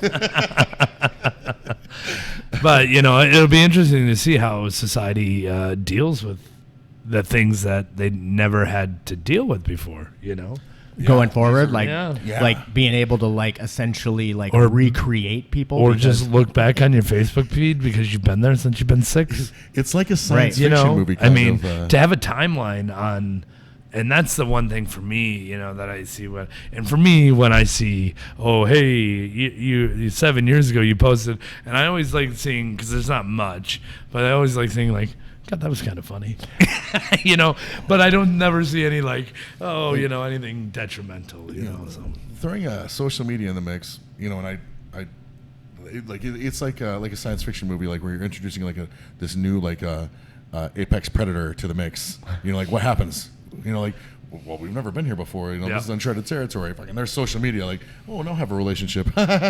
Watch. Like, holy shit. You thought it was hard before, motherfucker. Really good job turning off your fucking phone. Facebook. But I mean, it's kind of weird to be talking shit about Facebook because obviously we use Facebook all the time. I love Facebook, and I definitely use Facebook a lot. But I try not to like use it as a. I don't think you should be able to like. I don't put a lot of my personal shit on there anyway. Right. Like I don't. Like I use it for rants if I think the rant is funny. Right. Like, and that kind of use it as a sounding board for some humor shit. And I like to memes plug and stuff like that. your I want memes are people to funny. laugh, I like to. I don't really ever do the memes thing because I just like whatever. But I like to plug things that are interesting, and then I like to use it to like promote whatever I'm working on, like this show or whatever, and do that. But yeah, I don't know. It's interesting, but it does drive me nuts to have people, like I had a friend of mine come to me the other day talking about how she was like, thinking her and her husband are gonna like call it off, and I was like, you're fucking shitting me, like. You guys seem great on Facebook, and she's like, yeah, it's not going good. And that's the tough part is the non-reality persona. And then when you see those people and it's like, oh, how are things? They're like, oh, well, she's doing this or she's doing that. And you're just like, man. Like. And now that I know that little piece of information that things aren't going good, and I still see this shit come up in the Facebook stream, like, oh, I have such a wonderful life. It's like, fucking liar. Yeah. Right. Your life sucks. I know now. Well, and nobody cares that it sucks. That's the reality. Well, I mean, I'm not gonna lie. I mean, suck. Like it's much more entertaining to watch somebody's. I mean, I could deal with never seeing another "woe is me" post, to be honest. Me too. Me no, too. I don't mind you telling me if you're sick and you like No. like if you're sick and you're miserable, cool. I like those. I don't need posts. an hourly update on your sick and miserable. I don't like to do the out, but almost every time I get like really fucking sick, I'll like put something on there on Facebook, like. Well, But I'm usually just saying. I like I to usually cop just to say what a I'm such a fucking fucking baby I am baby when I'm sick. sick. That's what I type. So that was my last post. It was like, Jesus Christ, I'm such a fucking baby when I'm sick. Oh. But whatever happened to personal victories? But can somebody come give me some soup? Yeah, that's Whatever what, happened like, to personal victories? you're gonna- Like, do you need a cheerleading crew? No. Like, Okay. 20 days no smoking. Good for you. Okay. Yep, cool. Good for Actually, you. so something like that doesn't bother But if me. you If post somebody's every like, goddamn if somebody good thing that you says, do on if Facebook- somebody says, hey, I'm making a commitment to quit smoking and I'm gonna post it on your Facebook, so all you just blah. Okay, good for you. It's speaking, whatever. But I think here's some advice you're bleeding. Here's some advice. Oh, yes. Now I got it. Here's some. That was actually pretty disgusting that I did that, but I just couldn't help myself. I needed it. We'll edit that out. Vampire in the glittery sense. Here's some advice for you. Everybody should just absolutely stop putting fucking posts out about how horrible their life is, and you should also stop putting posts about how awesome your life is, unless the awesome part's really true. That's it. If the awesome part's true and you want to share it with us, we're interested in listening. If it's fucking bullshit, just fucking keep it to What I yourself. was really happy to hear. I've been happy to hear And we like funny memes. like a few times. Funny memes is it, really. I've had people like tell me like, and it's weird that they would be surprised by anything like this, because it kind of tells you this might be like the barometer for this kind of shit. Like, but I've had people tell me like, man, like you're just like in real life, you're just like your Facebook, and I'm like, Oh, that is flattering. yeah, I'm like, well, that's cool. Like, I didn't realize that was, like, but then I thought about it, and I'm like, oh yeah, I get that. Like, Yeah. I get why you would feel like you would need to bring that up, because, yeah, a lot of people are fucking not the same person. Facebook persona versus, which is like I think what Katie was probably getting at, and I've just kind of gravitated now towards like I'm not trying to convince. I'm not really trying to convince anyone of anything at this point, but like Facebook happy. Yep, that definitely. You know, Katie telling me that like I was trying to convince people that I'm a worse person than I really am. You know, like, and now I just don't feel like I'm, you know, I'm happy and like I feel like I'm in a really good place, like all the like throughout my life. In your life. So I'm really not trying to convince anyone of shit at this point. You know. Well, it's a good spot to be. Yeah. Right. Yeah. Maybe getting old is okay. You know, like maybe the next step is I get to be that crotchety old, don't like no fucks about anything, and I get to be really rude and shit. Yeah. Haven't you been old for a while? What do you mean getting?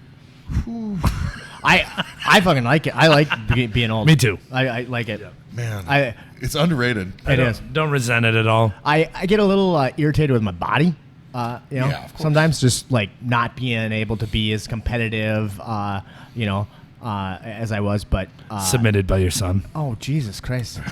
Fucking now the whole world knows. Thanks, PJ. All you've got 7 that on of him. our listeners are gonna. So Logan, you are now the alpha in this relationship. Oh, he ain't ever gonna listen. And if you want a rematch, bitch.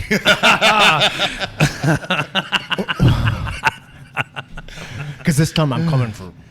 Is this a good place to? Yeah, we should probably wrap it up. PJ's yeah. a busy Sure. man. We've Yeah. stole a million hours of his time. No, but I wanted to be here. You know, we are. It's been fucking yeah. amazing. I've We're had excited. two hand jobs while I've been here, yeah. both from Kyle. One was that was actually my tail. Tell us one more time, PJ, where we can come and eat your delicious food and what your hours The are. local Like that. 218, 723 Mill Avenue, and then 11:30 till close, which is 10, and the same hours up at the headwaters and just north of Hackensack, right before the casino on beautiful 10 Mile Lake.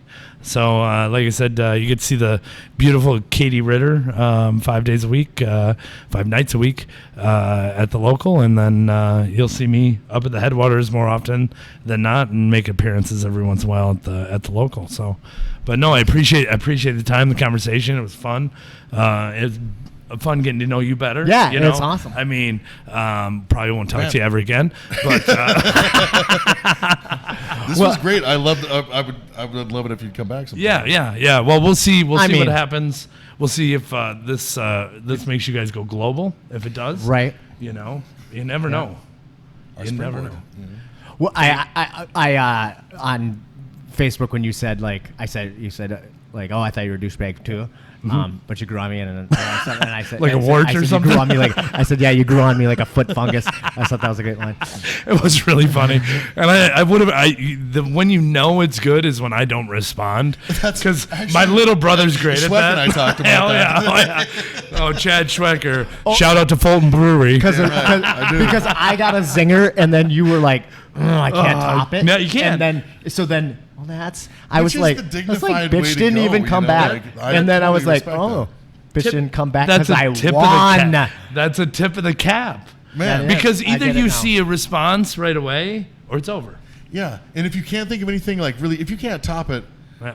just a little like a goddamn like, little limp response is not the way to go. No, because I've tried. My brother is very witty. He's a writer, and I've tried.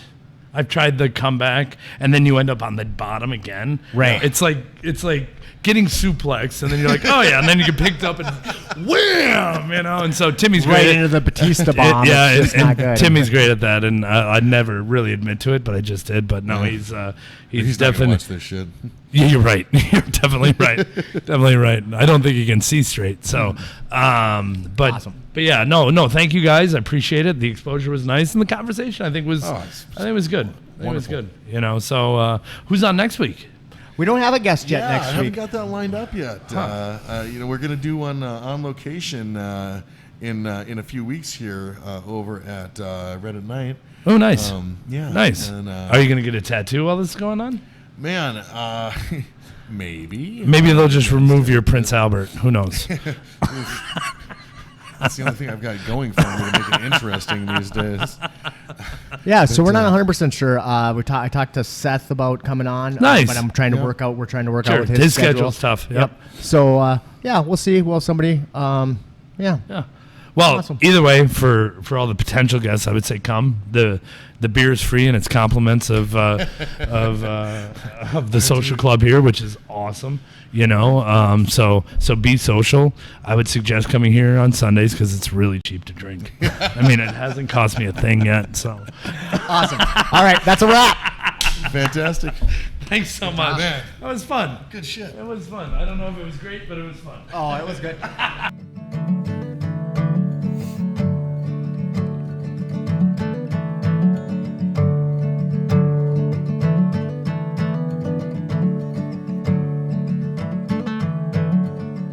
I'm gonna tear this house to pieces. Wait for me outside. I'm burning down these walls, killing everything inside. In the morning when I wake with my eyes swollen and red, I'm gonna stretch my arms and light a smoke and move forward again. 'Cause I'm carrying this emptiness everywhere I go, and the ashes that I collect, they will remind me of home. And I will not be afraid, 'cause I'm stripped to the bone, and I'll realize the weight upon me is held by my hand alone. And with this in mind, I'll smile and I'll simply let go.